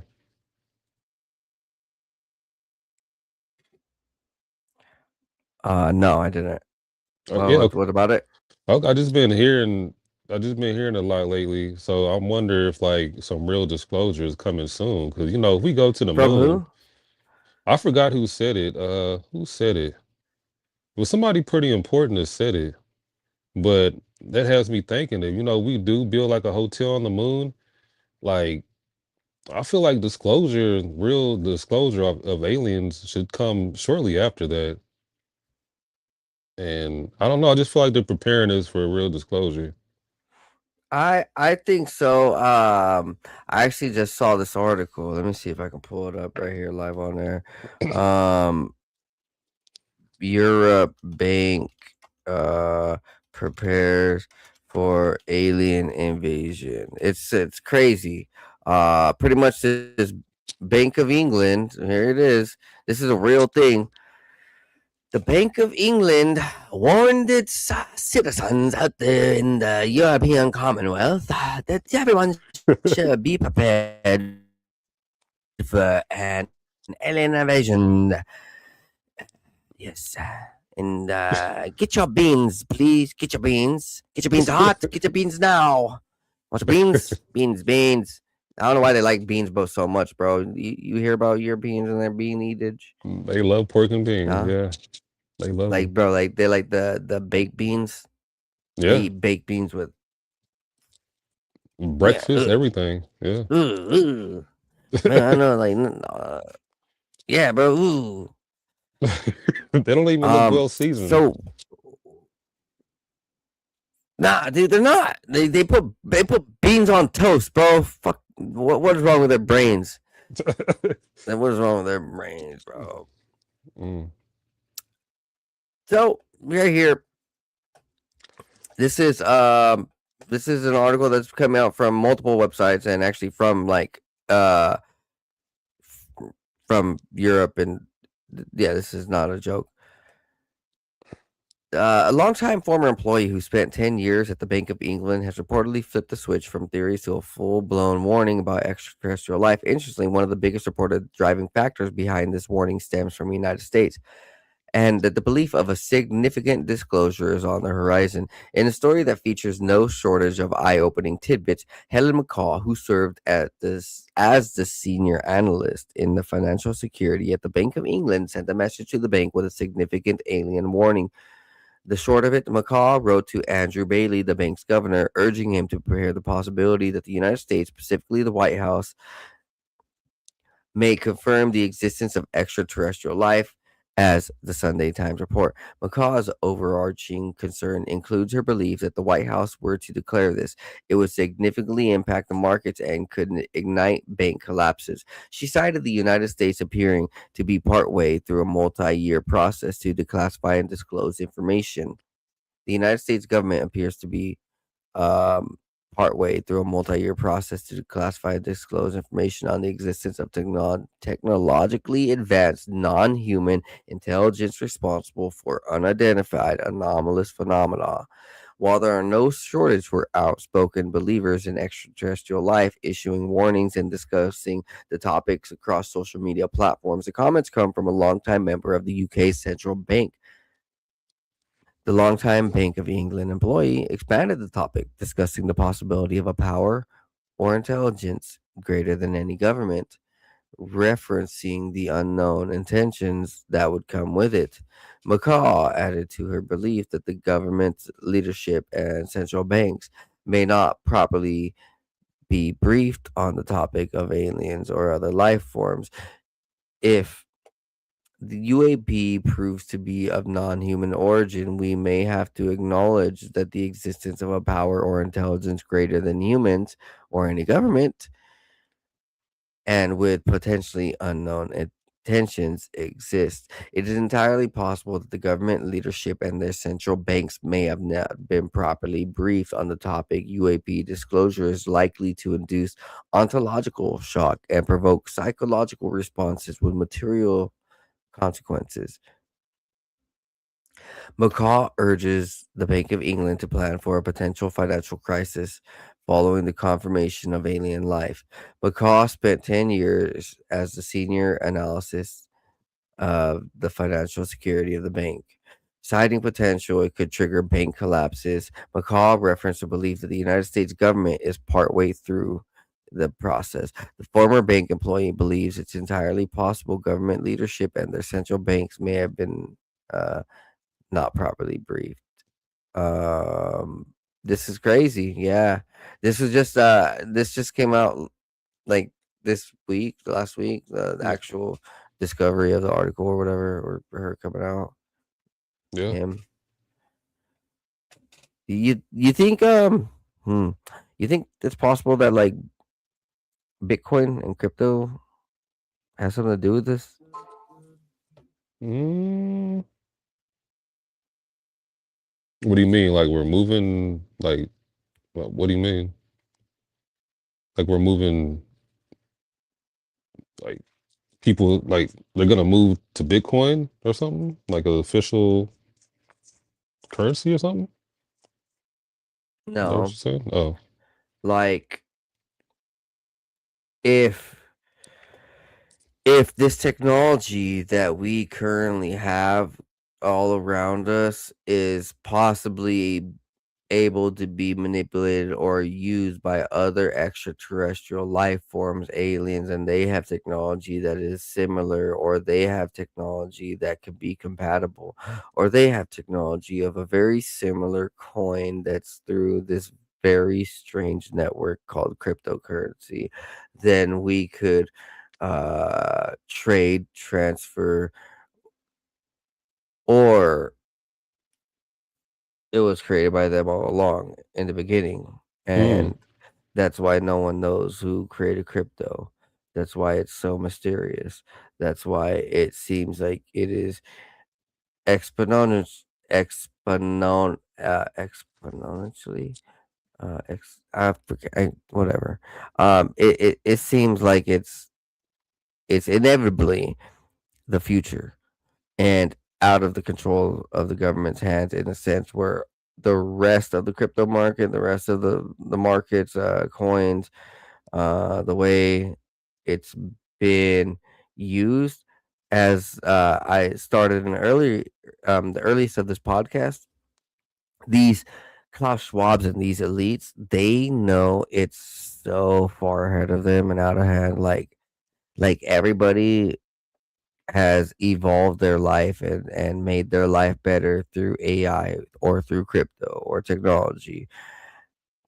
And so we see some of this shit like crypto where it's so mysterious though, like who created it? Because we could see a little bit of why and how these other things were created, which like I wrap this up. I mean like I bring this up all the time. If our technology has sigils of demons and fallen angels, and our technology has the names of Prometheus and uh, Apollo and mm, Dragon X, and Microsoft has Windows because it's created windows into dimensions, and you mm, can, Apple because it's part of the fallen angel technology, mm, ancient technology of all this demon stuff, of all the spirit stuff. And you know what's crazy is that like when you go back and see these fallen angel stuff and you hear about the stories of how they're referenced in other cultures and other religions, these guys had technology and computers and all sorts of genetic enhancing type of things. And so like our technology is probably just a remnant of their technology. And so when they have sigils on our technology and it's saying like, oh, it's summoning this and or it's a trap of this spell and this name and that name. Well, like fuck. Like I I had this idea with my buddy Dr. Simon Hine, and it's a pretty deep idea where like we know that early in the 1900s, Aleister Crowley was summoning this entity Lamb. We Mm. know that these other power players in reality, like these occultists, Michael Aquino. We see all the people who created NASA, uh, all the occultists, all the military guys, all these even politicians and to say high level people, like they're straight up like dabbling with spirits. They're contacting them. We see it even we heard it with the nuclear test site over at White Sands, where I believe they first contacted Sandia, I think, or they had an entity that come down. They had an entity come down to them after they did the nuclear test, and the extraterrestrials like talked to him, and it was a very strange military encounter. But like over and over and over and over and over again, we see that the contact with the aliens has already happened. Now it's just, oh, so the government has made a contract and deal with with these aliens to um give our resources to them for their technology. Now it's a process by them and timeline by them on to to see how quickly we can be hypnotized by this technology, be controlled by this technology, because we see a lot of people are. I mean, we're awake, we're aware, but a lot we can see like there's so many people who are like hypnotized by the phones, by the Oh, video games. Like they're killing yeah. people for it. They're murdering people for it. They have a alter ego, a split personality for it. They have a social media, like they only want to be what the phone tells them to be. The social media thing, they have completely detached themselves from reality. Well, like that helps. if if there were an alien race who was like, how can we weaken these people before we get there? Like shit, bro. These people are that whole idea of like people are looking down at their phones all day. Oh, dude, if an alien invasion happens, and it's silent and very hard to see, dude. Do you know how many people aren't looking up at the skies anymore, and like they're just looking at their phones? They're not gonna see anything. They would be like completely taken over, and they would just be uh easy pickings, right? And especially since they're all alter egoed out. So this whole thing, it's crazy. Like this whole alter ego thing, the AMA, the APA are you still there, bro? Yeah, I'm still Yeah. here, Joe. All right. Cool. Cool. Yeah. The AMA has a role in this, where like they don't want you to think of angels and spirits and aliens or extraterrestrials or Bigfoot or fairies or giants or anything like that, because they'll call you crazy. You need to be put on meds and you have psychological issues. Well, fuck. And so what? People can't say that they feel like they had a blessing from Jesus or a blessing from an angel, but the APA and AMA is part of the same institution that's like straight up controlling. So they come from the money of the people who are summoning these UFOs out in the deserts. So like these occultists are out here saying, oh, look at, well, we're doing this and this, but you you at church, nah, dog. You talk to Jesus, nah, you need to go to meds, girl. Like come on, like they're talking to girls like who are psychics and stuff. Oh, you think that you're psychic, and blah blah blah. You think you can hear this dead person? Nah, you need to go see meds and blah blah blah. You need to go see a doctor. Your split personality, blah blah blah. So like you know when as this has gone on over the last 40 to 50 years, They've been hiding their existence behind the clouds, waiting for the time for humanity to be so fragile, weak, dysfunctionate that these slave masters who we currently see wanting to take over Gaza, wanting to destroy whatever good thing that they can all across the world, wanted to genocide Native American Indians, wanting to, I don't even know, just like we can see that there's like evil forces, right? While these guys continuously want the same thing over and over and over and over through their ancestors or their grandchildren or our politicians or our science leaders or the NASA leaders or these guys, like it's all part of the same, right, same family, right, same, they're all the same, right, they think that they're the ruling class. And while they're discovering, oh shit, these technologies, we can actually see the UFOs. Well, shit, the UFOs are going to start coming out more. Well, fuck. Um, when Bob Lazar says that he sees this, nah, we need to call him crazy. We need to disrupt his life, ruin his life, and so boom, like we can see that the ruling class is discovering these technologies, discovering these aliens, discovering these entities, making deals with these entities, making deals with these aliens, and they're like just making us look stupid, making us look like we're crazy, calling us out, be like, huh, you don't like, you're not from our family. Like they're thinking, you're not from our family, you're not from our Masonic temples, you're not from our satanic temples, you're not from our institutions, you're not blah blah blah.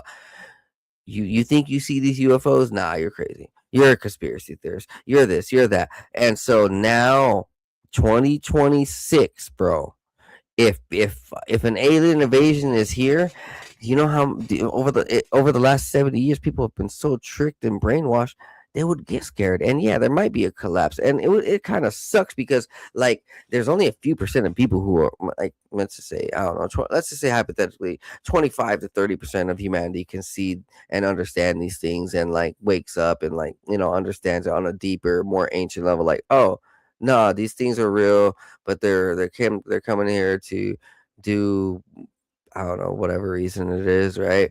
But other people would be so scared they wouldn't want to fight back. They would be succumbed. And another thing too is that like, you know, um all these frequencies and voices too. Let's just say now these people are like, a lot of society, let's just say 10% of society doesn't even trust their own voice in their head, and they're hearing other voices, and they don't know what to trust, right? Whereas like people used to be able to like know what's going on in their own head because they were so peaceful, because there wasn't so many phones and satellites, computers, social media, all music that's disruptful, movies that are disruptful, all this stuff that's polluting their head. Well, when these aliens come, like people would go crazy. People, like it is an insane thing to think like people have lost their own mind, bro. Like people have lost their own sense of rationality. You know what I mean? And so it's it's real that like, dude, this alien invasion thing, like, dude, these scientists and these politicians supposedly have they've been doing the same damn seances and rituals for hundreds of years, supposedly, right? Making, I mean, it's all real, but like they want people to make it seem like it's not, so that when they come here with their deals with their aliens that they've been summoning, boom, they're in control automatically, Mm. and people don't know what to choose from left and right, right? It's let's continue on. Let's continue on.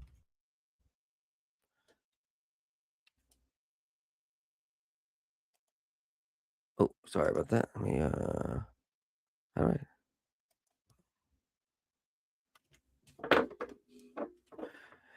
Hey, can you see the actual text and read it or no? Or like Yeah. how is Yeah. it on your end from your? Well, I'm actually watching it on my TV screen. So, Oh, you can see it in like 2,000 inches, bro. You got like a fucking a you know, projector posted up on your TV. Nah, I'm playing. That'd be sick, bro. Like 100-inch projector. I seen that recently. Like those things look sick. Those things look I'm pretty not, sick. I'm kind of leaning towards I want a monitor to start gaming. Everybody's telling me get a monitor, get a monitor. Like quit gaming on your TV. Yeah, yeah, you could do that. No, what I was just mentioning was the Oh, new projectors, HDMI like level projectors. You can like project anywhere. You know, take it out to the forest, take it out to your yeah. backyard, put it in your shower when you're in the bathtub. Hey, it's a good one right there in the bathtub, and then you just have it up in the sky, on the ceiling. That'd be different. Say less, huh? Yeah, that's a good idea. And play back to my girl real quick.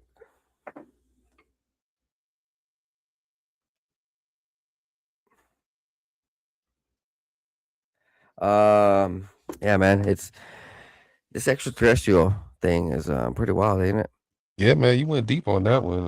That was pretty good. It was definitely thought provoking. So pretty much, I don't know what this might be the wrong term to call them things.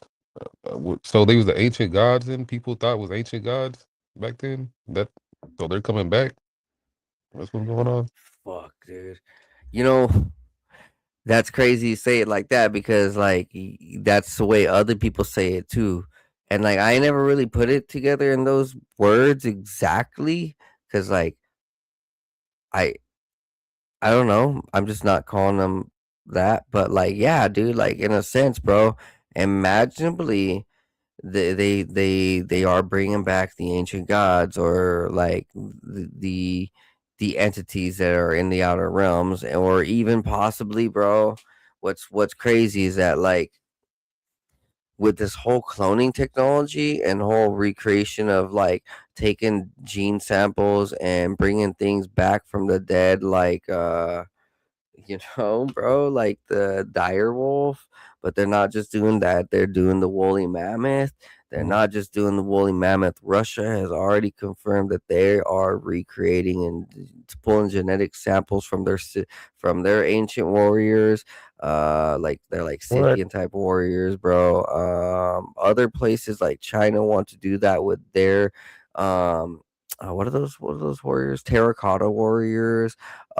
These bro, like, dude, it's crazy. These governments and militaries are trying to literally pull out archaeological samples to like recreate in the lab. You like bro, like that dire wolf thing, that's only the front. That's only what the public that you know, that's what they're telling the public, bro. You know what I Was mean? was that white animal with the white hair with the Yeah, straight you know, like, shot? remember that dude that was on Joe Rogan? He's like, "Yeah, we're recreating the dire wolf and you know, bringing it back from the dead, 10,000 years old species and stuff."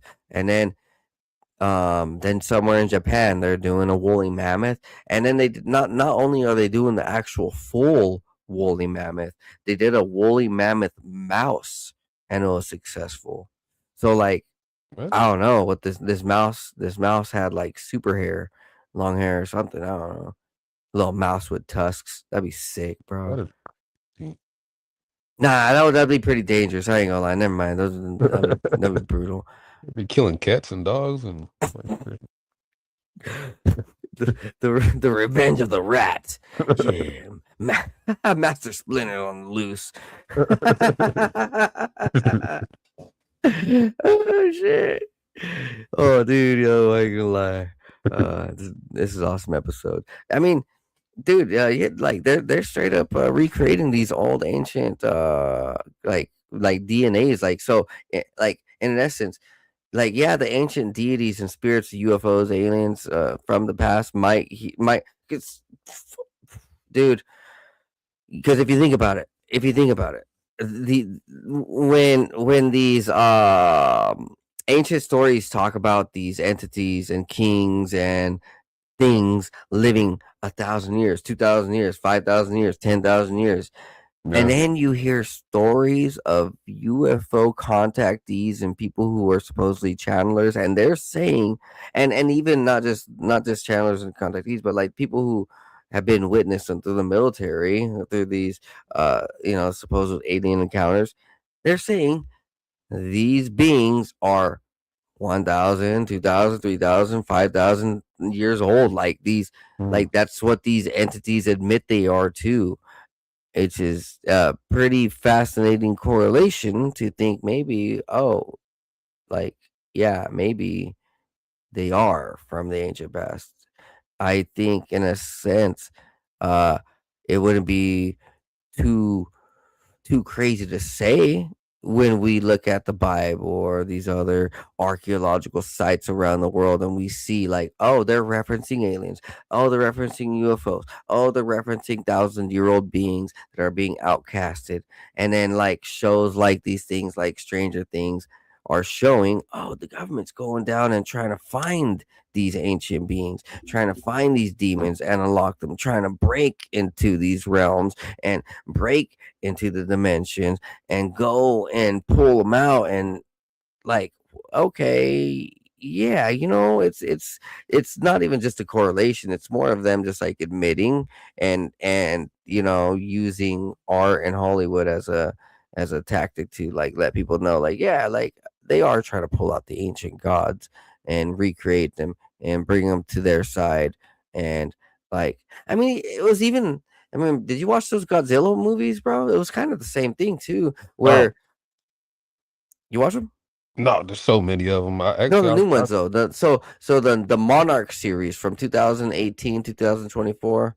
uh, So they had like a series of Godzilla versus King Kongs, and they had like new age technology playing. But here's the thing: they had the Monarch series showing more of Monarch and like the actual company agency that's responsible for these giants and beast creatures. So the military part of it, and so they went real deep on the government level of um like what they're doing with research into these ancient beings, ancient creatures.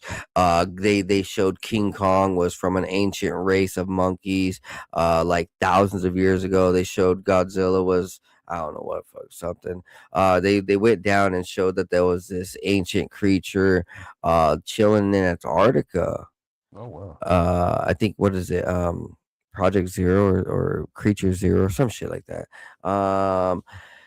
And that creature was there for thousands of years, like ever since before the ice age or something like that, like one of the last cataclysms or something, right? And so it also goes in the series of movies, it also goes into inner earth. So they go and find a portal and dimension into inner earth, and King wow, Kong goes through and he's like, this is home, this is where our my ancestors come from.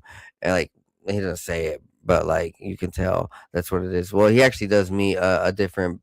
He actually meets the giant red monkey Scar and things. So like they go down and they show like ancient beings and all their ancient creatures that are much larger and like a whole world and whole place of larger beings. So like wow.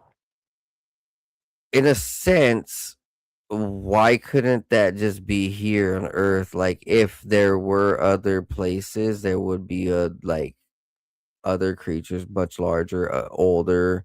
We're finding our origins throughout these expeditions into space, into onto the moon, onto Mars.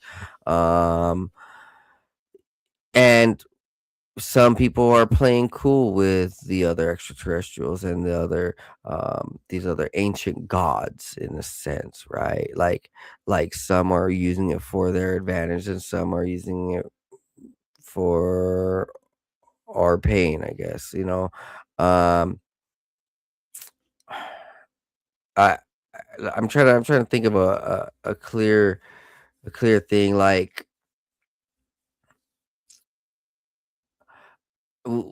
I mean, I don't know how it comes to war. I'm trying to figure out how the world wars have like really been part of this and what this mean, like what the world wars mean for the extraterrestrial and ancient like uh you know ancient god aspect, like how why I don't know, man. Yeah, uh mhm. I think I don't know. My brain now at this point of this extraterrestrial talk, I'm just I think I discussed it well enough. But I think what we're seeing, yeah, bro, like we're seeing this shit like out out in the open, like these these things are ancient gods. These extraterrestrials, these alien crafts, these in a sense. You was on the war topic. You think they want us to self-destruct and kill each other, or you think it puts them on alert and they start watching us closely when we start fighting? Uh, what do you mean? You know, like when the world wars happen, Like, but I don't think all of humanity's on the same side. Is what I'm trying to like understand in a sense, because like, it, I remember this one thing about Alex Jones. Alex Jones before he went completely like crazy like in the last year or two. It was like 3 years ago, 4 years ago, or something like that. Five. He was like, he's like, yeah, something about this extraterrestrial, these deals, these treaties being made, is that there's a few different there's a few different alien agencies. So like there's a few different alien races, major races, right? Mm. And the different alien races are operating with different governments. So, like, I've heard a very similar thing with uh the US militaries, where this is it's just hypothetical, like, but I mean I'm kind of seeing it and trusting this, what I've heard more, because like there's some aspects to my research, like that's court that that I'm finding truthful. So what it is that someone had said, it was like a military person. They were saying the army dealt with reptilians.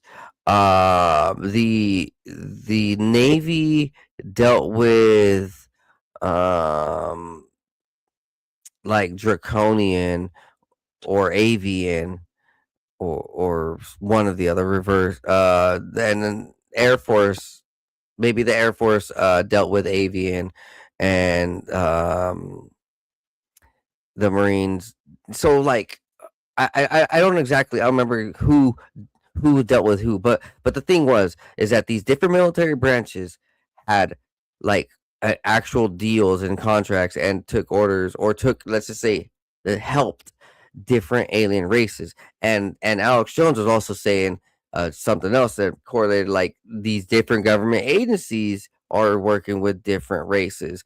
And so there's like a faction of, let's just say, I mean, Alpha Centaurians over here in America, but then we got like I don't know, the Zeta Articuli over in China.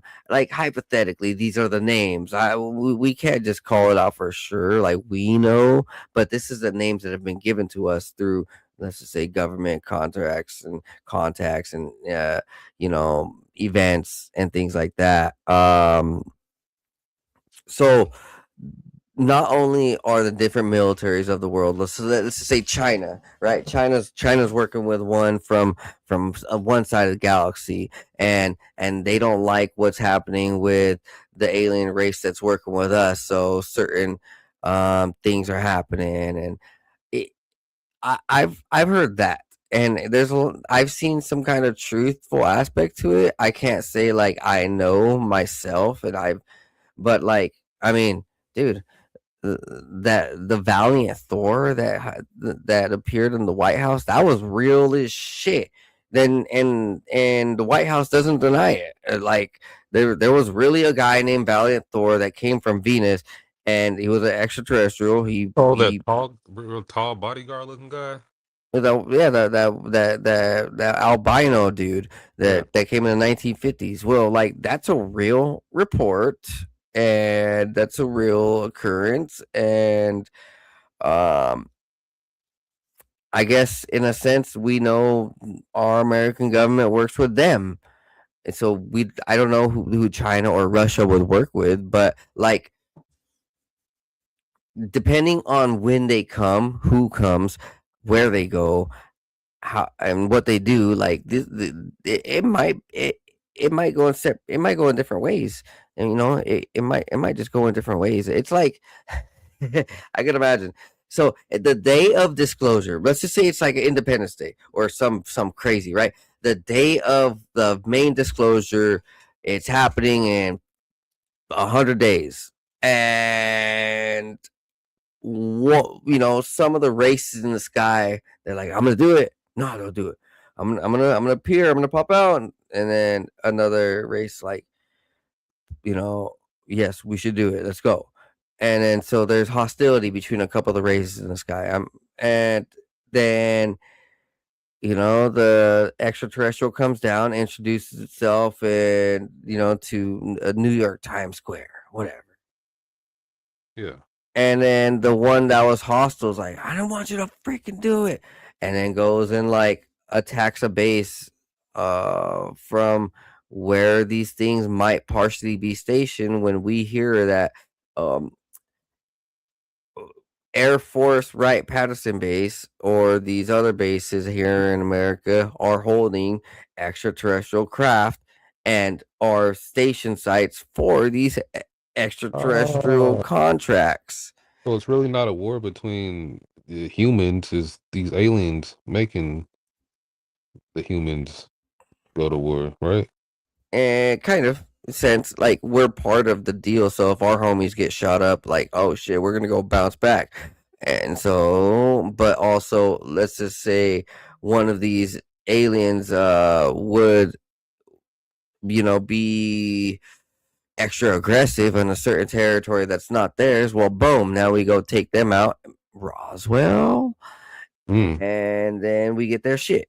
And then now China's after us. Oh man, yo, like they took our homies stuff, like, ooh, now we gotta go retaliate, we gotta go, up the pressure, up the ante, the political ante, and blah blah blah. So yeah, like it kind of, what I mean? It's not really them making us go to war, but there's aspects of them being part of it, like, the homie coming in the wrong block, just where certain gang ties aren't allowed. Like I don't know, it's weird in a sense, um, but also it's like the same thing as the ancient deities, right? So like when we see these ancient deities they're like, oh, my god's better than yours. I worship this stupid gay transsexual goat demon god. Fucking, I'm cool.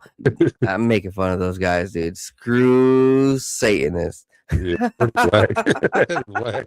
So hypothetically, right, we could go also and be like in the Romans and Greeks. Oh, my god's Apollo and yours is Mars. Nah, mine's better. And in the sky, or in the ground, these giants or deities really do exist too. Like they're like, I got these people fighting for us. Like, uh, they're possessed by the spirit, influenced by the spirit of that, which could also be a thing of these people in ritual sites and these military people at these places where seances are going, like Michael Aquino did, and these Aleister Crowleys and all these other people.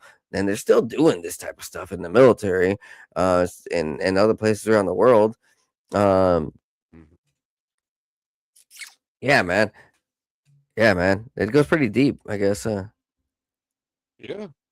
Shit. Um, I think. I mean, if anything were to happen in America, bro, I think we got a pretty good defense system. But I do wonder if, like, we have enough bunkers for everybody all across like America. Shit, we have enough weapons though. I think the American people have enough weapons to like help defend. Imagine, bro. Imagine like we have to help defend against an alien threat that's not necessarily like um coming from our own territories. It's more like like I said, like let's just say an alien threat so if there's alien forces on our Air Force Patterson base on our Area 51, then that must mean the same thing for China and Russia, and there's extraterrestrial contactees and disclosure type of things on their side and their bases being hidden. And so, you know,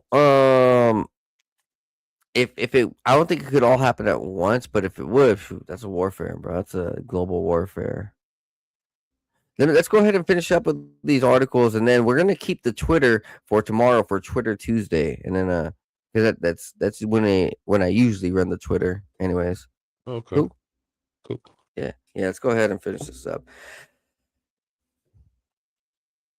All right, I already did that. BlackRock's AI revolution, transforming asset management with generative AI. So, as I mentioned, these big time agencies. Sorry, I'm texting. There we go. Sorry.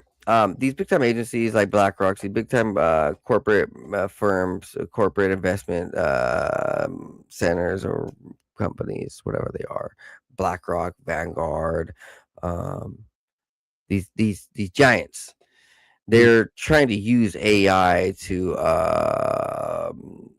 pretty much secure the future. Private markets to insurance, private markets to health, digital assets, active ETFs. BlackRock, the world's largest asset manager with over 10 trillion in assets under management, AUM, has consistently positioned itself at the forefront of financial innovation. As artificial intelligence and generative AI redefine the investment management landscape, BlackRock is leading a transformative shift by integrating these technologies across its portfolio management, client service, risk management, and operational infrastructure. This article, oh shit. Man, I don't want to know, Melvin Manchu, you sucker. This article examines how BlackRock is deploying AI and generation AI. Bro, I hate those newsletters, bro. They just screwed up my talking.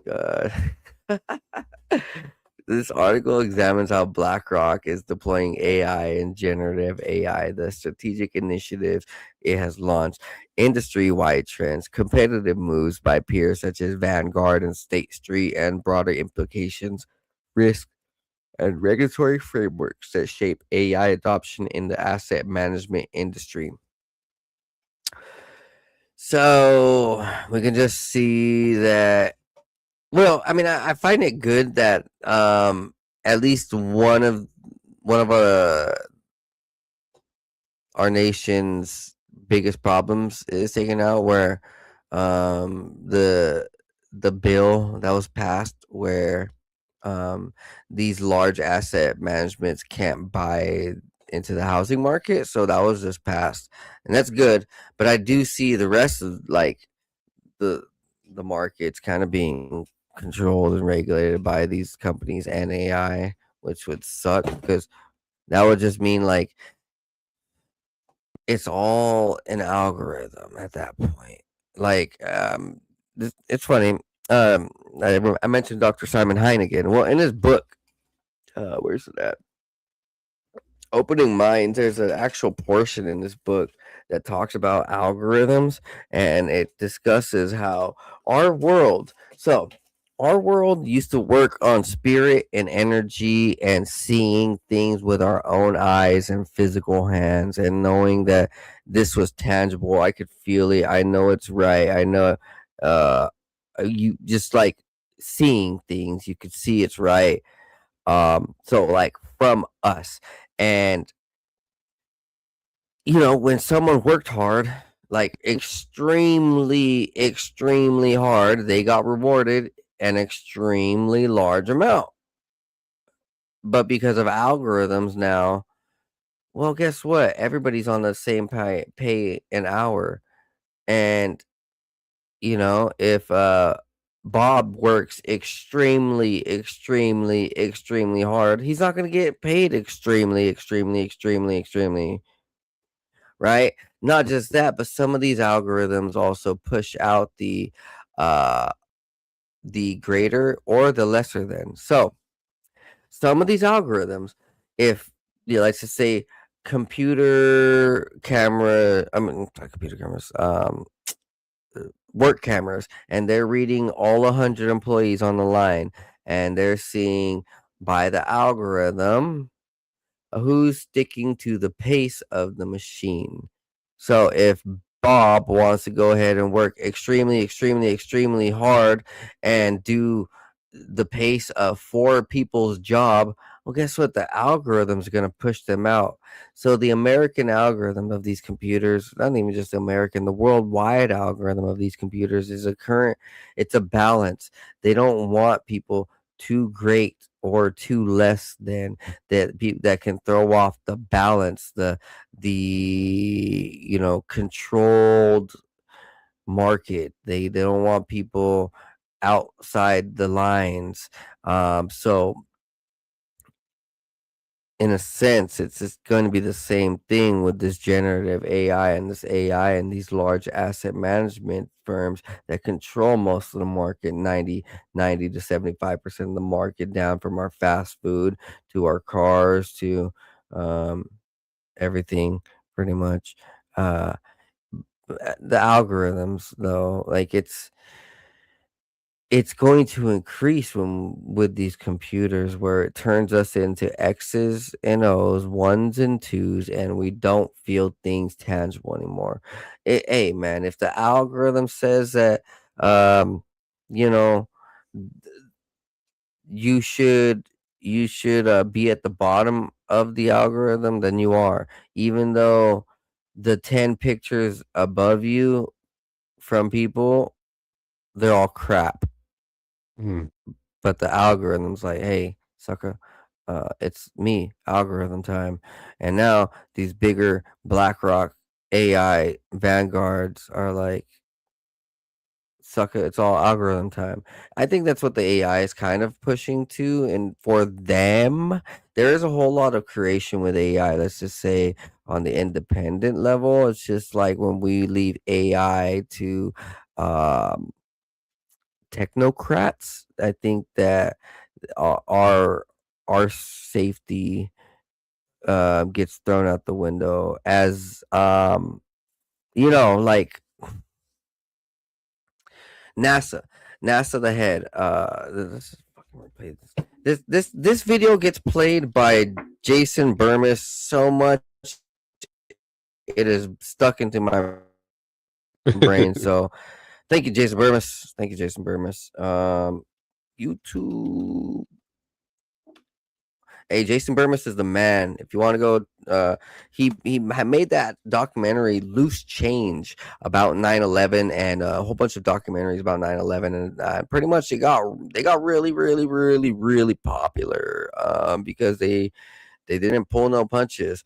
He's created a lot of other work too. Let me see what it was. NASA 25-year plan. Is it that one or who's the NASA head? What's his name? Damn it. All right. Humans merge with technology. So pretty much in the early 2000s. Where's this at?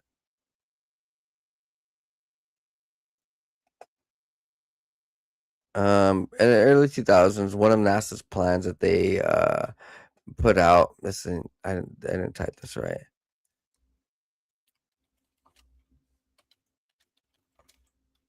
It was to merge humans with technology. Let me see if I can pull it up from Jason Burmis.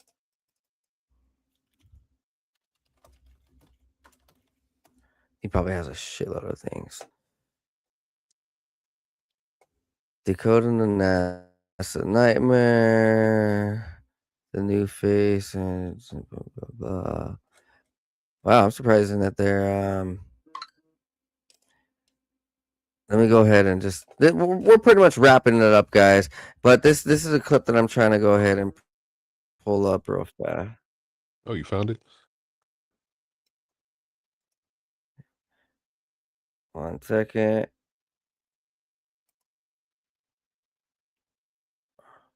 Oh yeah, so this is part of it. Let's go ahead and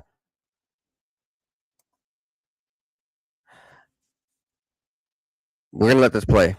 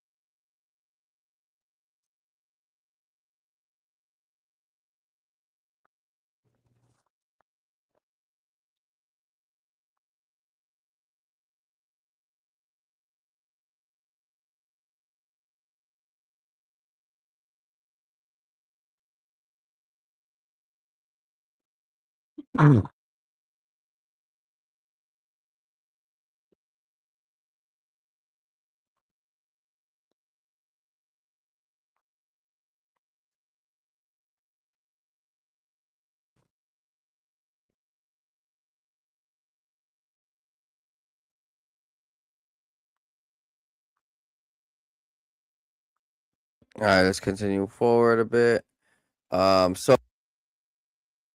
So he starts talking about like smart dust nanoparticles, how they want to inject it all into the atmosphere, how these nanoparticles have nanochips, how they have sensors, and how they communicate via satellite and communication or sensors in these things like our shots, and the other ones that are like straight up technology based. And you can tell because they admit it, these doctors are like, oh yeah, there's technology in these shots, blah blah blah. And it's pretty much like receptors.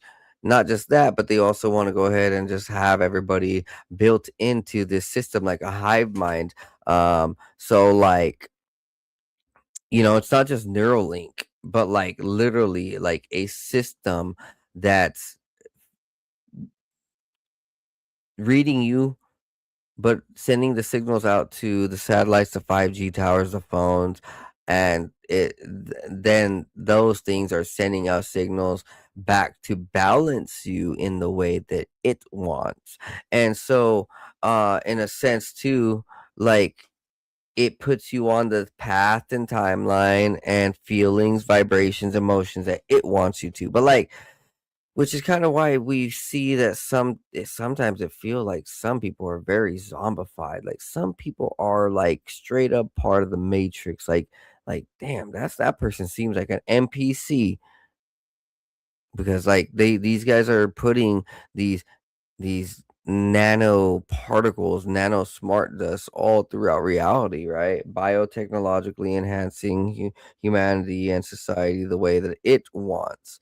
And so, you know, right here, a mechanical analog to biomicron sized mechanized dust, which is distributed as an aerosol inhaled into the lungs.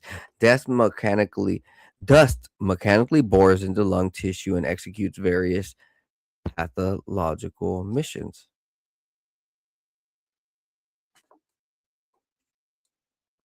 Oh, these are like psych meds on steroids. Like,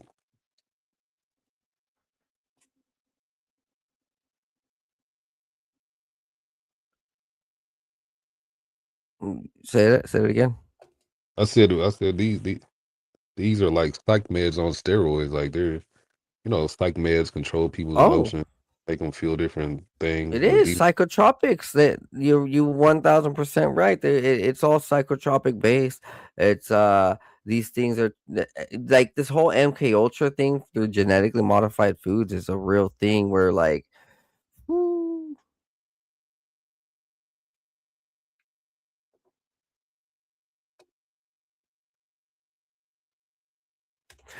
And what do we see all across the world right now? Every single buddy who has a phone, well, like not everybody, but a lot of people, they've already gave up their bioinformatics, their biometrics, their biomimetics. So, everything to your eyes, your fucking fingers, your heartbeat, your voice pattern, bro, they can almost replicate you if they have your DNA.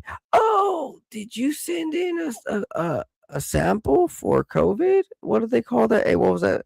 The PCR test, yep. right? Oh, the PCR test. The only thing that's actually needed for human cloning lab.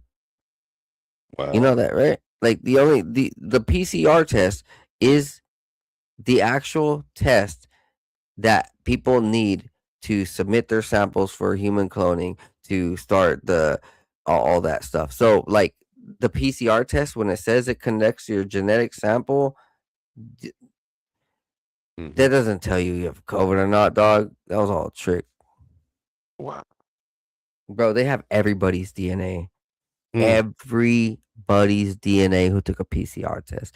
And which is why they how do I say this? Well, like they were saying the world governments just a few years before with the Human Genome Project was saying we are collecting the world's DNA, all humans, all plants, all animals, everything. And in order for them to actually fully collect everybody's DNA, they needed this. They needed it, and they needed it bad because they're all part of the same think tanks. Remember, and Yeah. they're all part of the same little families and clubs.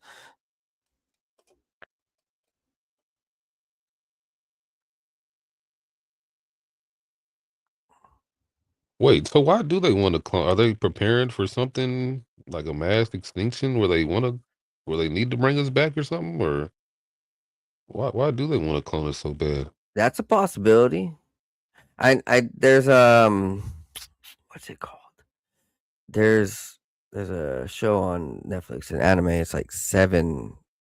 It's not seven C's. It's something. I don't remember what it's called. It's not seven sins.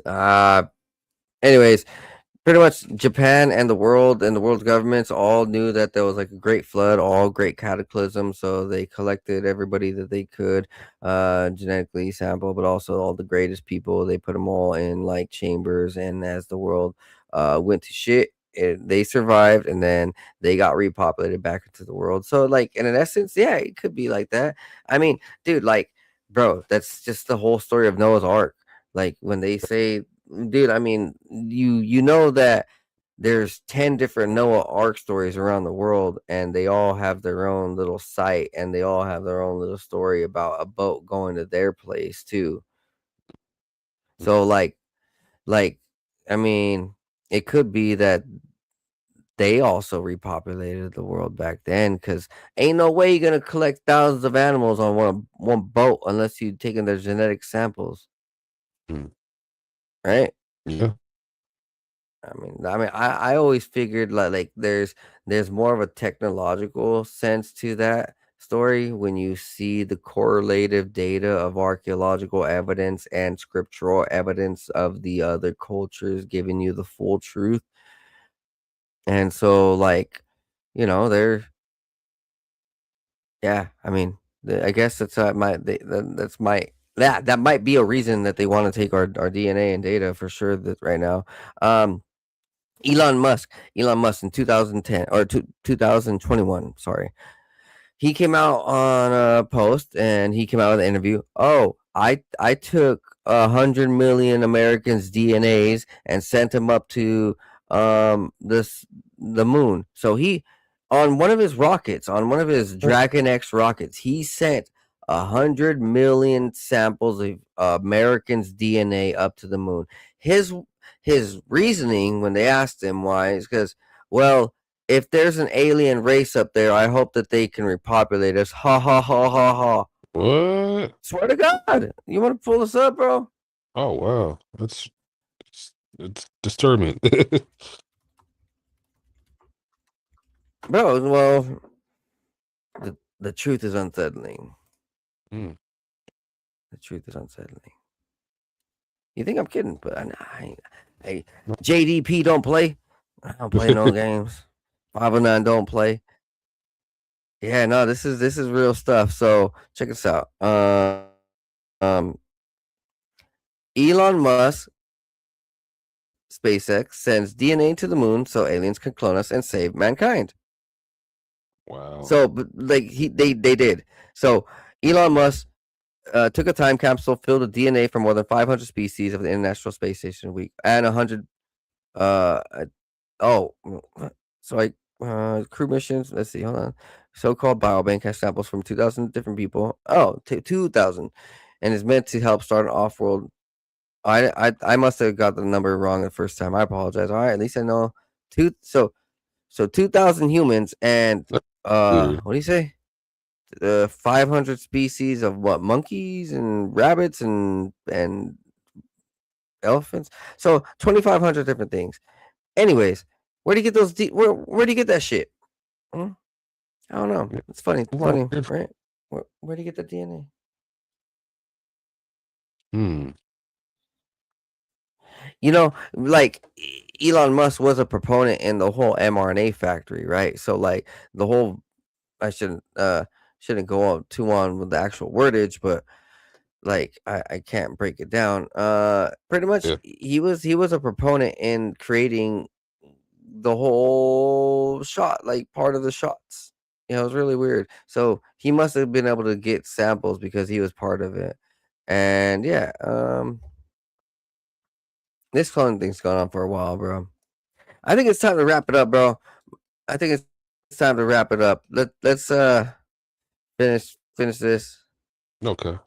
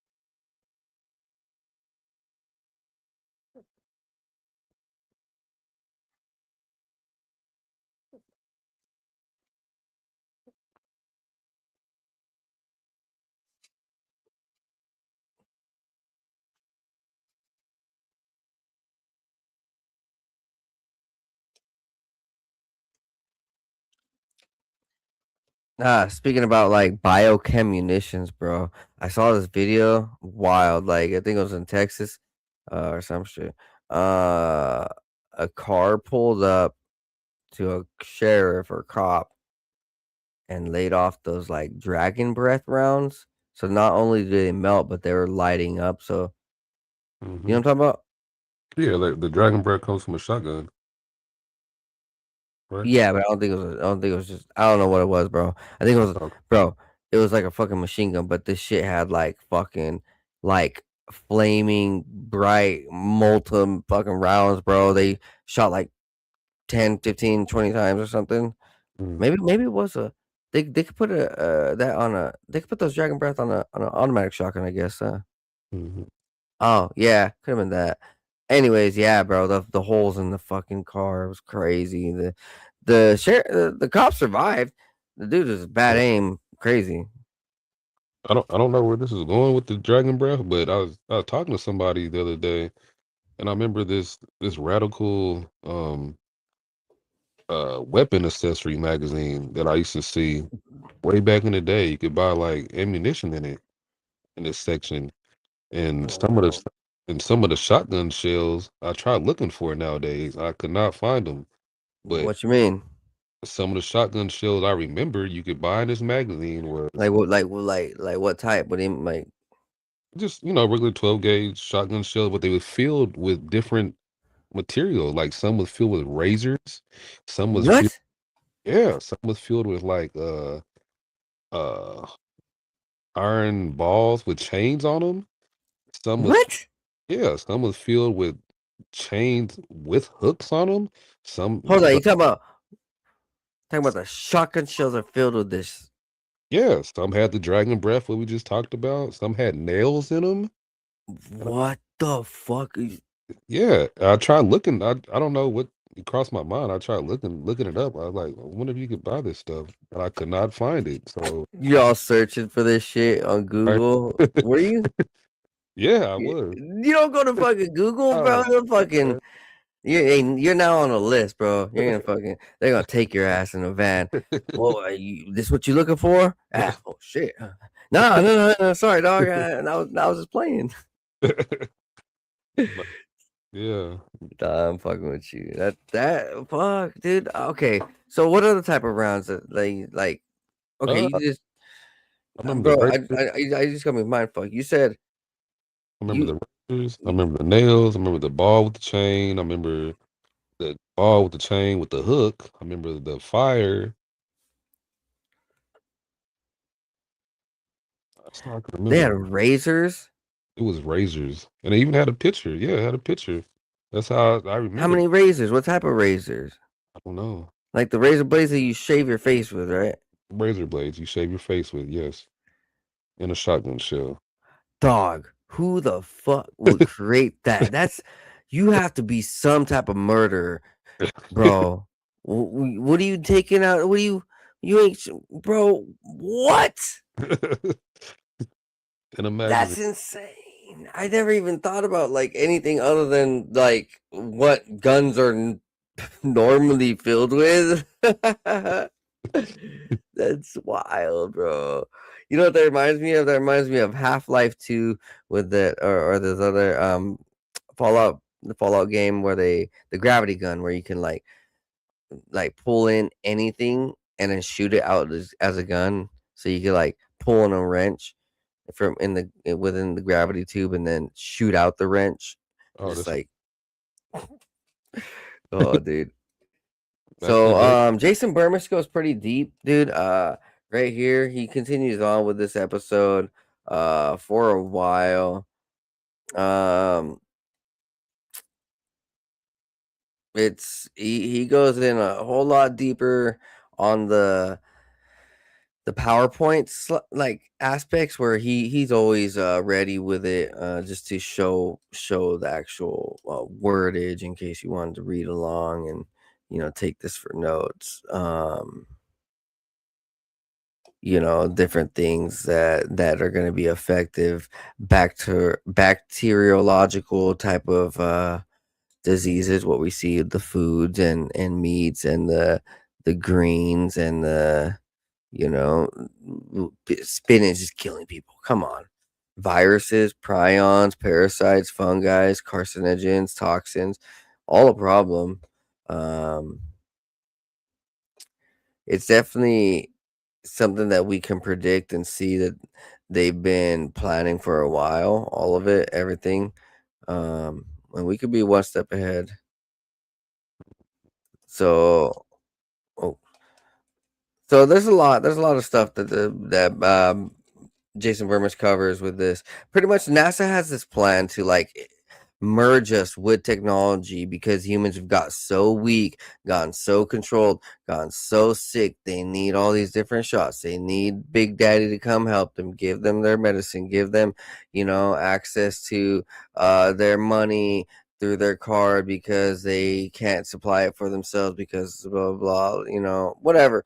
Like all this, the government wants humanity to merge with technology like what's that Wally show? Pretty much, bro. They want Wally.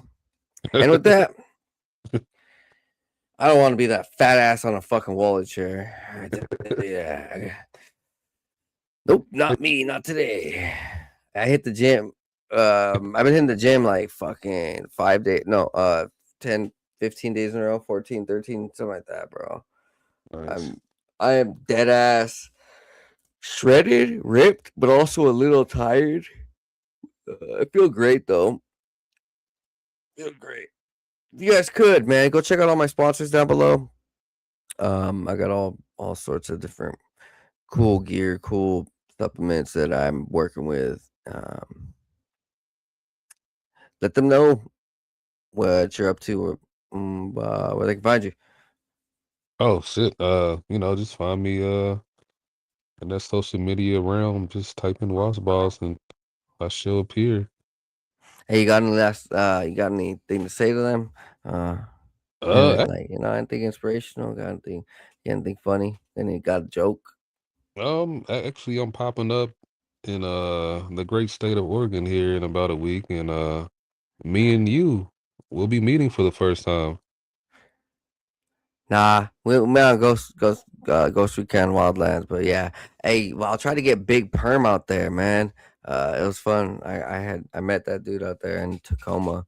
Uh, took some shrooms and saw Sam Tripoli, bro. That was a fucking blast. That sounds fun. Hey, you know what? Let's see. Hold on. Okay, let me see something.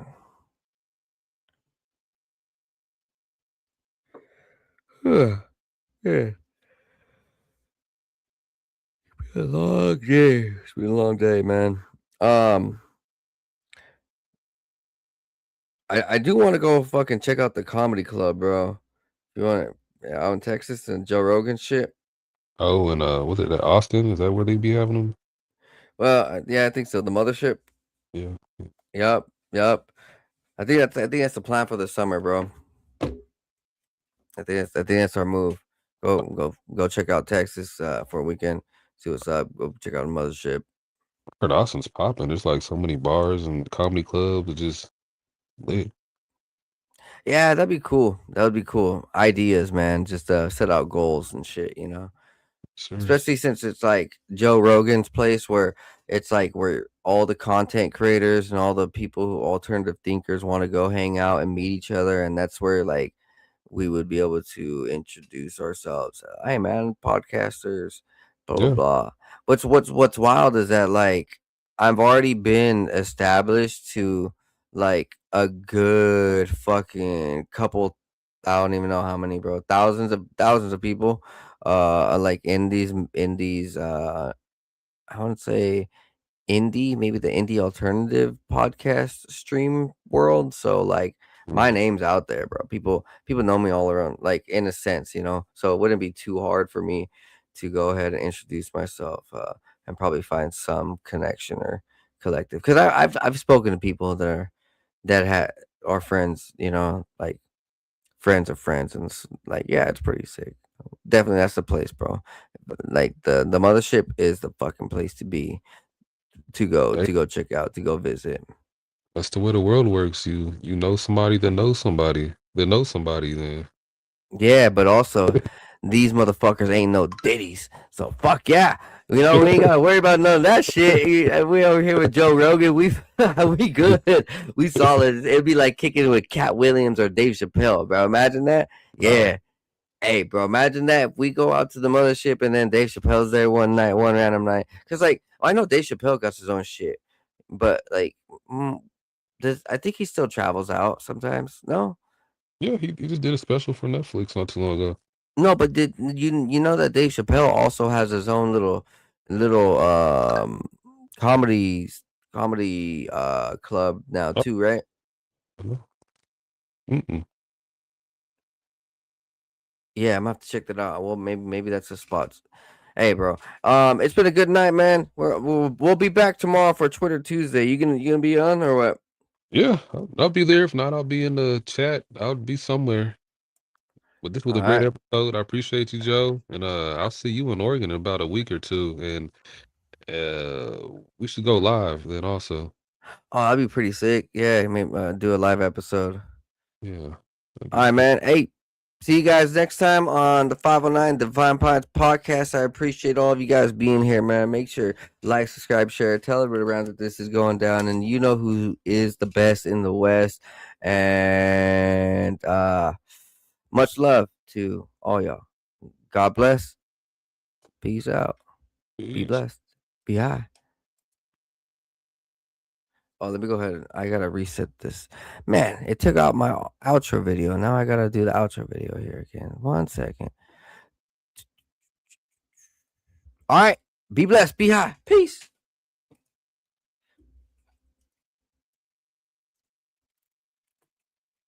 What the fuck? Did not do it? Oh my god. What is happening here?